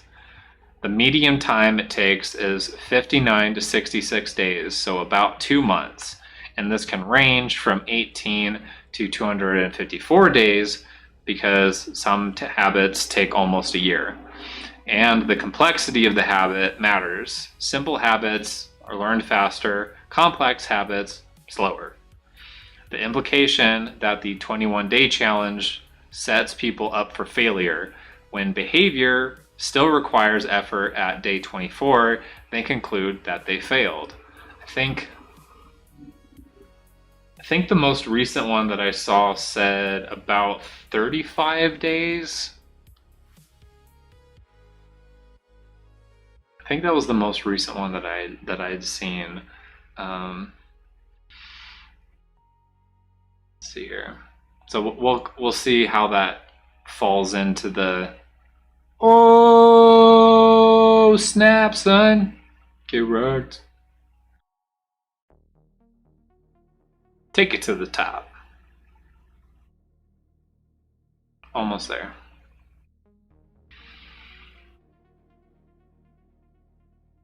Is that it?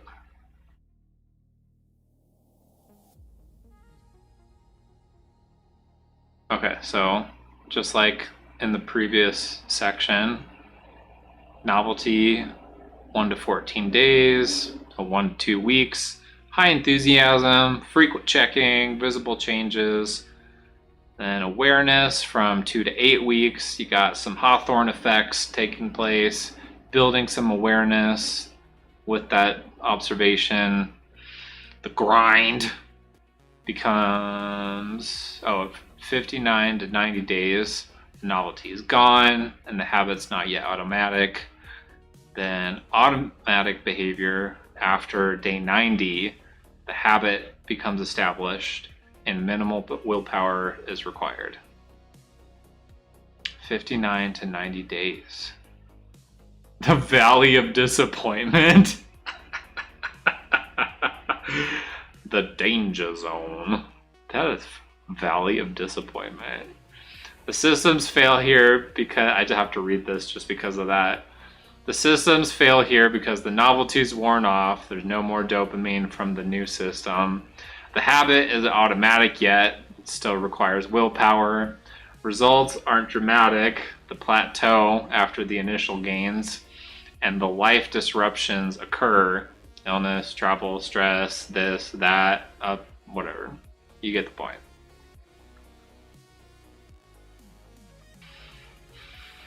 Productivity systems must survive context changes or they're fragile. So this is kind of where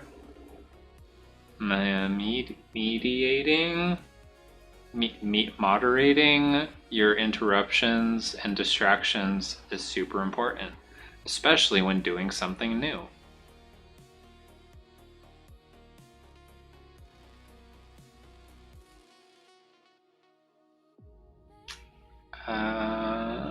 3, 4. A sustainable strategy that survives. 90-day commitments.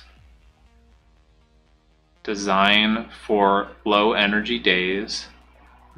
Build in recovery periods. Context independent designs. And seasonal acceptance. Ups and downs, highs and lows, ebbs and flows. It only needs to be good enough. Don't over optimize. Just make it good enough.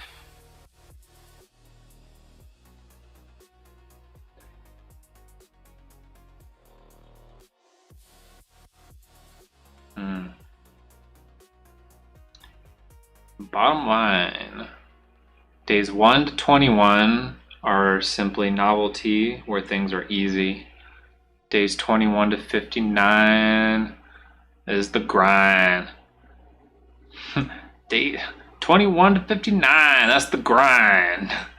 That stuff is hard. Days 59 to 90, the cliff, where things are the hardest.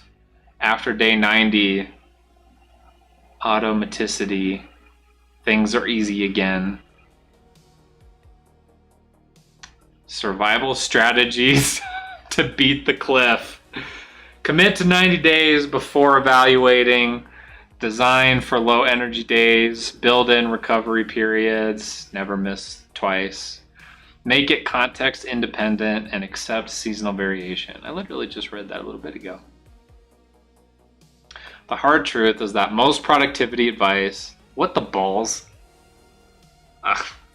That's just going to be the inside joke. That's just going to be the running joke for this session, is beating the dead horse, that most productivity advice is written by system optimizers who enjoy tinkering. If you're not a system optimizer, reject complexity. Use the minimum viable system. That's just the running joke for this session, is beating the dead horse of where this hard truth comes from. Sustainable system is not one that runs flawlessly when everything goes according to plan. It's the one that runs well enough when nothing goes according to plan. Expect the unexpected.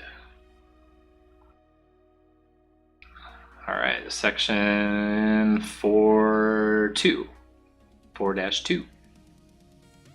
Method switching costs.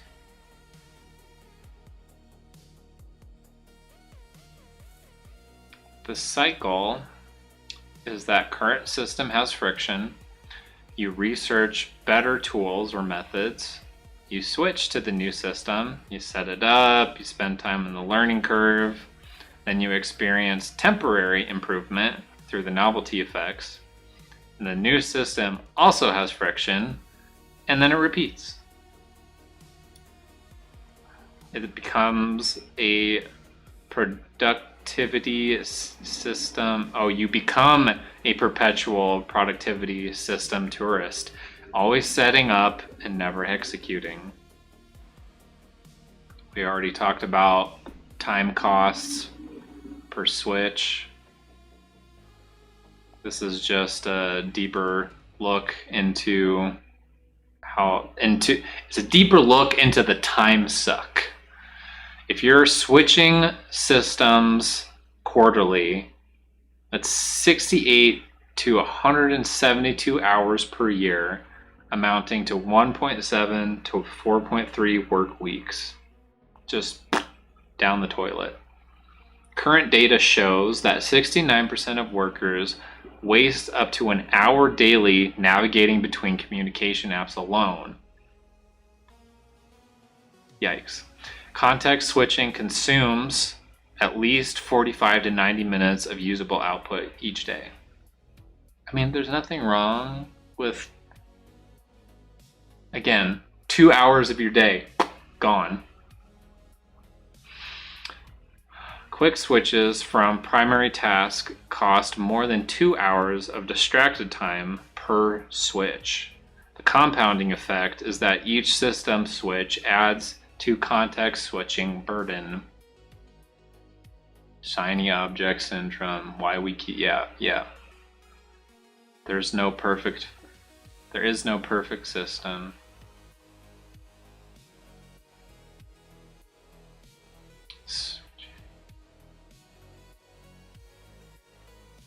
When to stick versus when to commit.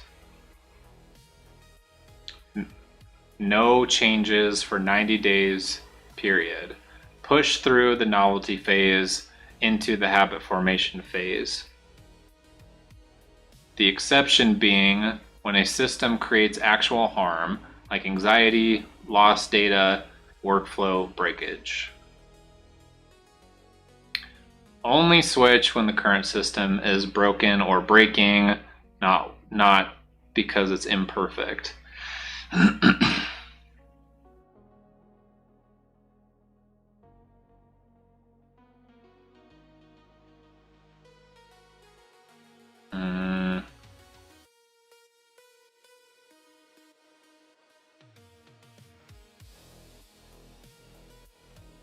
The tourist appears more productive because they're always busy with the systems, but they produce less.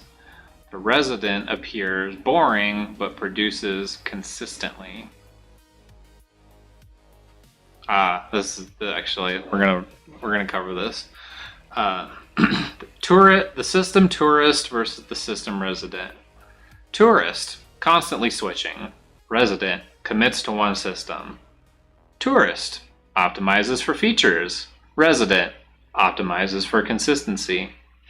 Tourist chases novelty. Resident builds habits. Tourist setup is the work. Resident execution is the work. Tourist always getting organized. Resident always organized enough. Tourist, this new tool will fix everything. Resident, this system works. I'll stick with it. Oh, what was I just thinking about when I read that? Yes, satisficers versus maximizers. Stop trying to maximize and over-optimize. Just satisfy the bare minimum requirements, get good at the bare minimum requirements, and then you can build your efficiency as you go. Period. The end. just suffice. Build the foundation. Stick to the basics. Get efficient as you go along. You can tinker and tweak as you move along.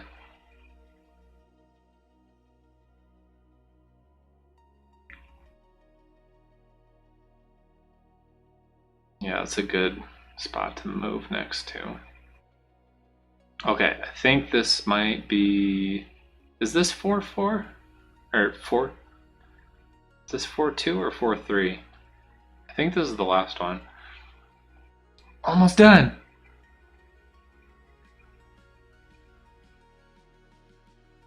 Oh.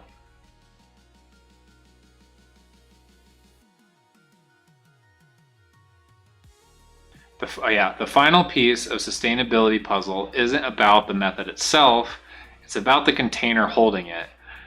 Context disruption occurs when life changes, like relocation, job changes, relationships, parenthood. It destroys the environmental and situational triggers that make productivity systems function. This is arguably the most underestimated failure mode in time management sustainability. Literally just had a guy that I work with tell me about he's gonna have a kid soon. Like, obviously environmental and situational triggers are going to shift for him quite soon. The mechanism.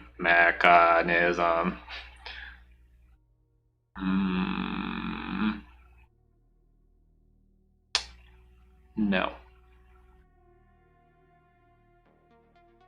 This is actually kind of important. William Bridges' transition model from 1979 and validated across 4 decades of organizational and personal change research provides the essential framework for understanding productivity collapse during transitions. The model identifies 3 stages. Endings, week 1 to 4, where productivity often appears maintained as people cling to their familiar systems. The underlying reality of systems are running on residual momentum, not sustainable practice. And there's a lot of emotional processing of loss consumes the cognitive resources. Stage 2, the neutral zone, which is 4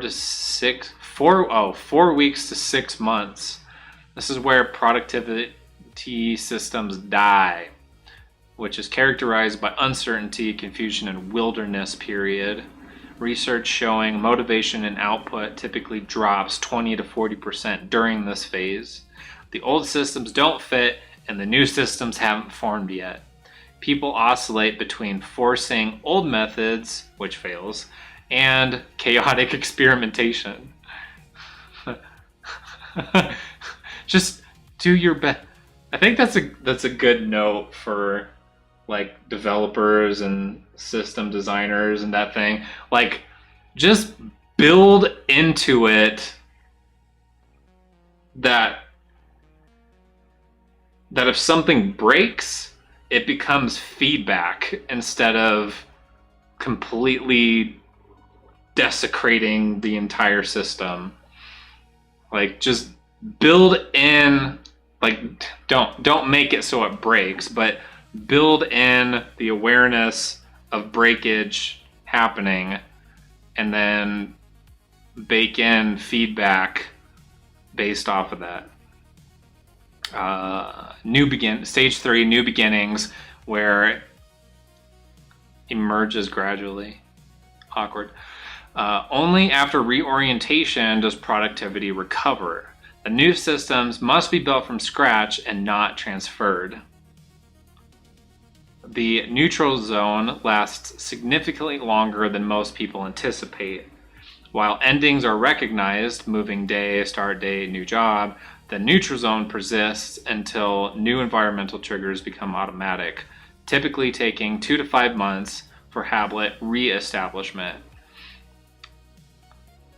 Research showing 18 to 254 day range with a 66 day average. Yo, I don't know about you, but like when I go someplace new, like a new office, a new building, or even just like taking a trip on vacation, like all of the habits from home are like obviously not a one-to-one translation or translation. Yeah, it doesn't fit one-to-one in the new environment. And so then sometimes awkward things happen. Sometimes you find yourself in an awkward situation and it's like, well, I used to do this at home, so I'm doing it here. Or I used to do this at home, I can't do that here. And so then you're like stuck trying to like recontextualize what you normally do compared to the new environment that you're in.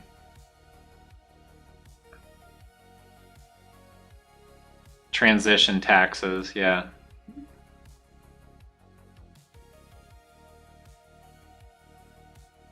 Oh, there's different neutral zone time frames for different changes. Relocation, 2 to 4 months. Job change, 3 to 6 months. New parenthood, 6 to 12 months. Relationship change, 2 to 6 months. Health crises, super variable.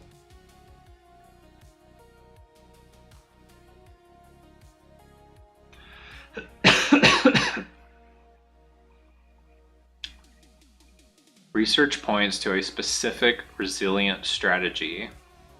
the minimum viable routines that can survive context disruption.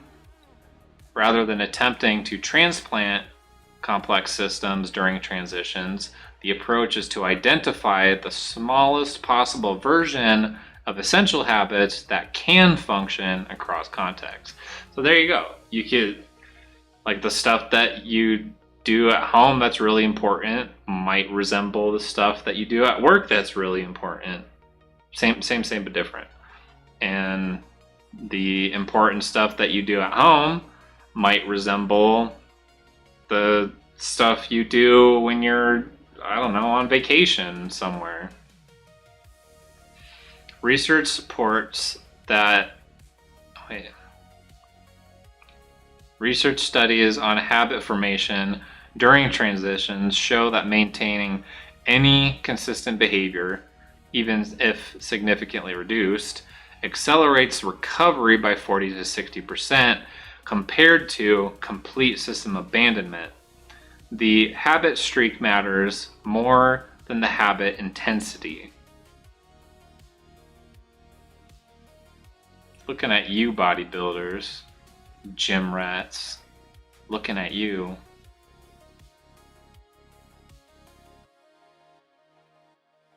Rebuilding, warning signs, integrations. Okay, reviewer, what you got? Context disruption is the stealth killer of productivity systems because it masquerades as personal failure rather than situational reality.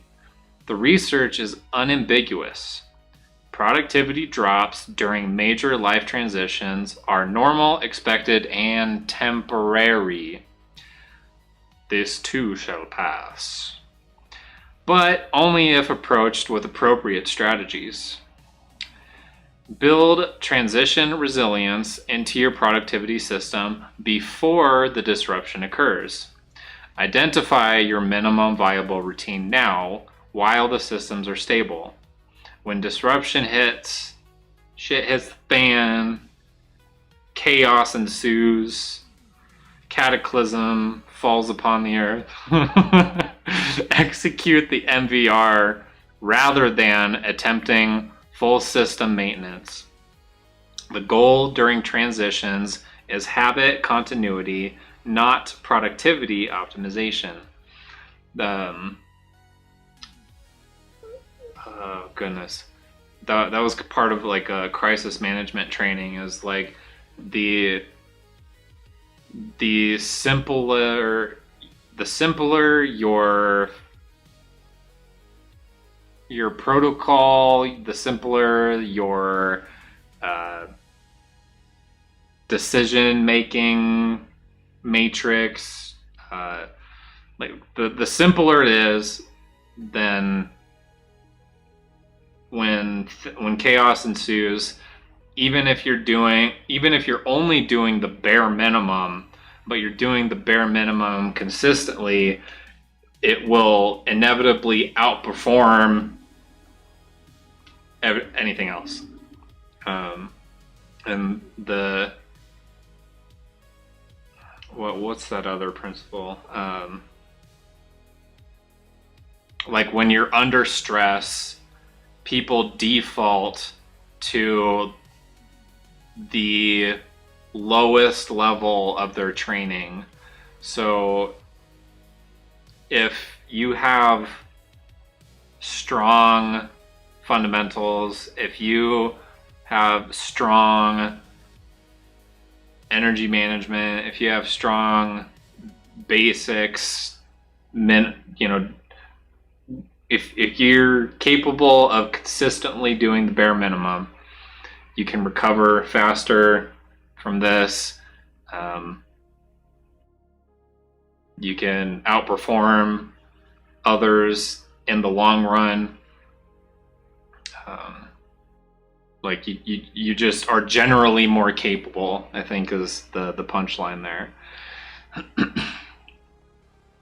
The neutral zone cannot be brushed.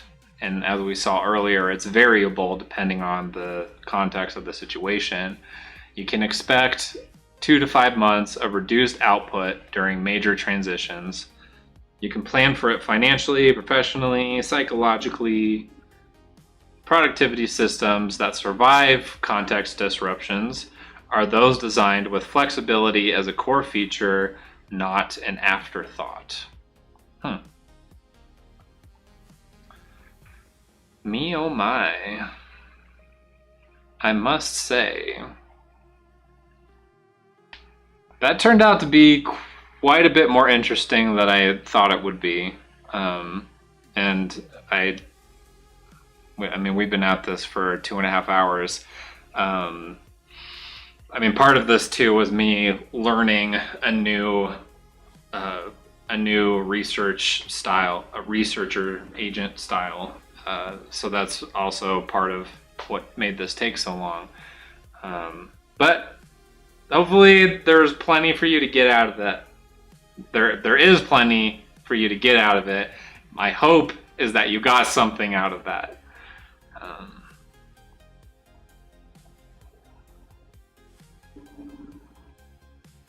I just have to momentarily acknowledge the appreciation for just how involved the scope of this topic was. Like literally this just started as a very generic suggestion, and the fact that there is more information than what I was even remotely aware of is part of the, not part of the problem. It's that's like half the fun right there. That's literally the whole point, because you know, like I judged the book by the cover. I looked at this topic and I'm like, okay, productivity hacks, time management, efficiency, whatever. It's not that big of a deal. But as we have proven, I sit corrected, I shall say. I sit corrected 2.5 hours later.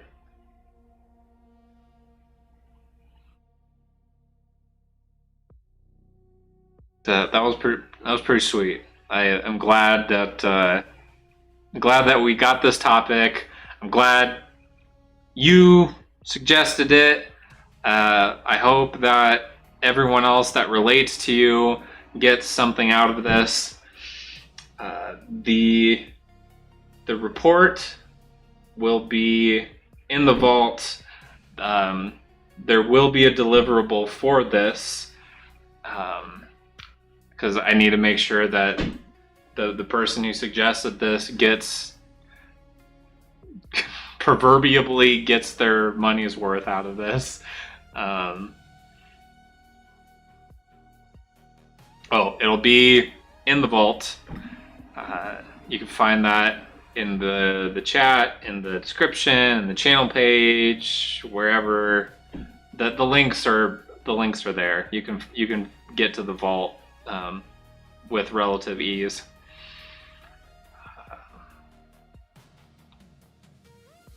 I think one of the more surprising things is how relatable the interruption and distraction component is, and the negative compounding effect that has. I mean, the one that suggested this, I remember, like, that was one of the main concerns that were being observed just in daily life. But I have a whole new appreciation for the cognitive load that that's creating, and it's just needlessly putting pressure on people and putting them on this track towards burnout. And I feel like that's it's a it's a symptom for kind of just the general bad workplace culture that has been developed. Like, I'm not saying that we need to have, you know, like I remember back in the day there was oh, the millennials are gonna reshape the workplace and they want beanbag chairs and snack bars and meditation rooms and all the like nap whatever. And like, don't get me wrong, all that stuff is great. And for the chronotypes, if workplaces were functioning slightly more naturally, cyclically, using people's natural rhythms, all of those different amenities would be absolutely baller for a workplace that functioned cyclically off of people's natural rhythms. Because your bears could take a nap, your lions could dip out early, your wolves could show up late. Your dolphins could show up late or leave early. One of the two. Your wolves could show up late, stay a little bit later. It'll be a little bit quieter. They can hear themselves think and not have to worry about all of the bears trying to interrupt them with workplace socialization. They don't have to worry about the lions going all David Goggins on them. I think bears have a little bit of lion envy in terms of like power, speed, motivation, assertion, that kind of thing. So I think they tend to play well off of one another.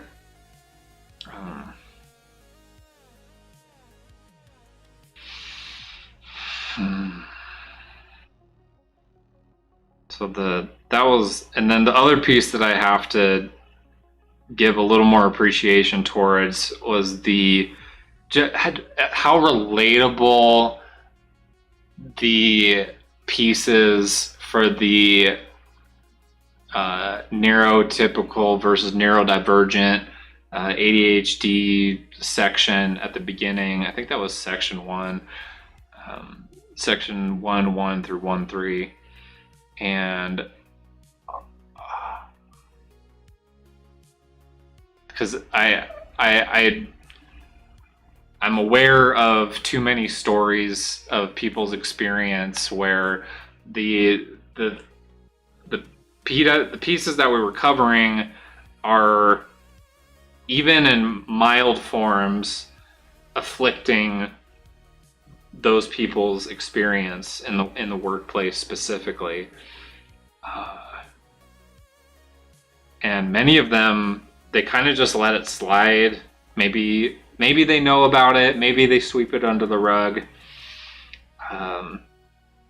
But the point being that the struggles within that ADHD section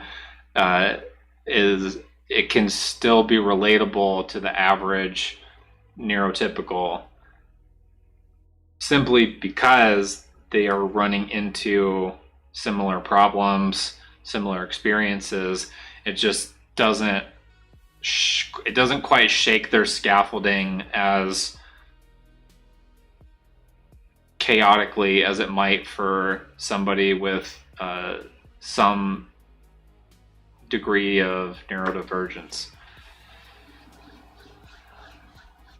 Because like, even just myself reading through the first 3 sections of our research iteration was like, wow, I've heard stories involving that. I have a friend who talks about this. I've had experiences relatable to that and that. And I'm like, check. Like, yeah. So I don't think they're explicitly unique in that regard for the experience. It's just the way that they're experiencing it is probably in higher intensity and probably also higher quantity, potentially, depending on the workplace. And I guess that kind of goes back into what, section 2 with the job type.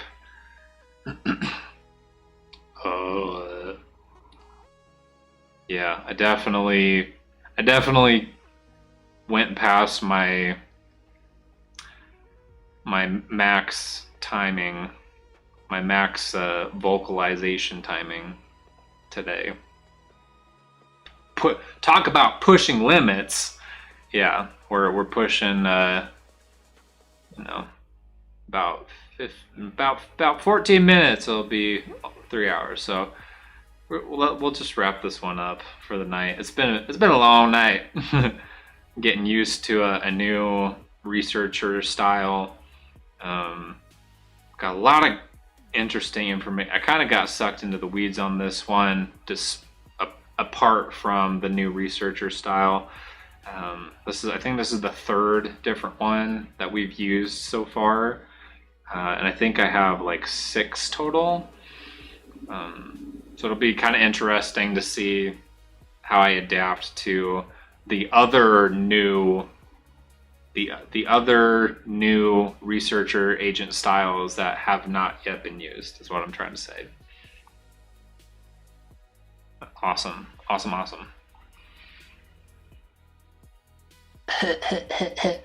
One last thing before my voice completely goes out. Yeah, that's the one. And whoop. So just a reminder, we just wrapped up our session talking about time audits, productivity, where's our time going. You can find the refined report in the vault, and then you'll be able to get the documents, watch or listen to the recording of the report reading preview.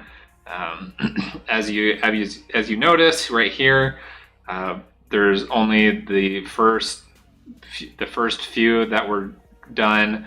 I had somebody help me figure out what I needed to do to get the videos loaded in here, so I'll be able to start doing that again. If you come in here, say hi, visit our music cat here. I think you have to add that in manually, but say hi, how you got here. Largely unmoderated discussion section. If you're one of the people that suggested a topic and you learned something, you used something, let me know how you're kicking butt out there. And I like hearing people's wins, your win stories. And then if there's something that you want to see covered, pop them here in the requests, and then people can thumbs up. They can, I don't know if there's a voting mechanism in here. Yeah, actually there is. So probably the easiest way is to just whatever, like week by week, whatever topics are at the top, then we can prioritize those and add them to our selector. I figured out how to get that accommodated for going forward. So you'll see that for the first time after the report preview. Okay. Ladies and gentlemen, thank you for watching. All of the early live stream watchers that are catching this, thank you for the early watchers. Thank you for all of the roughly dozen replay watchers. Very generous with your time. I thank you for that. We'll have the report preview. We'll read. I got to find a better way to say that. We'll have the report reading preview later this week. There will be a deliverable again in the vault, and I think that's the plan for right now going forward. Yeah, that's the plan for right now. It's not perfect, it's just working. Alrighty, folks. Have a good rest of your night, and we'll see you for the report reading preview. I don't know why that sounds so weird in my head. It just sounds, it's like when you say the same word over and over and over again, and it kind of loses its meaning, and it sounds and feels weird. It's a little bit like that. Have a good night. We'll see you next time.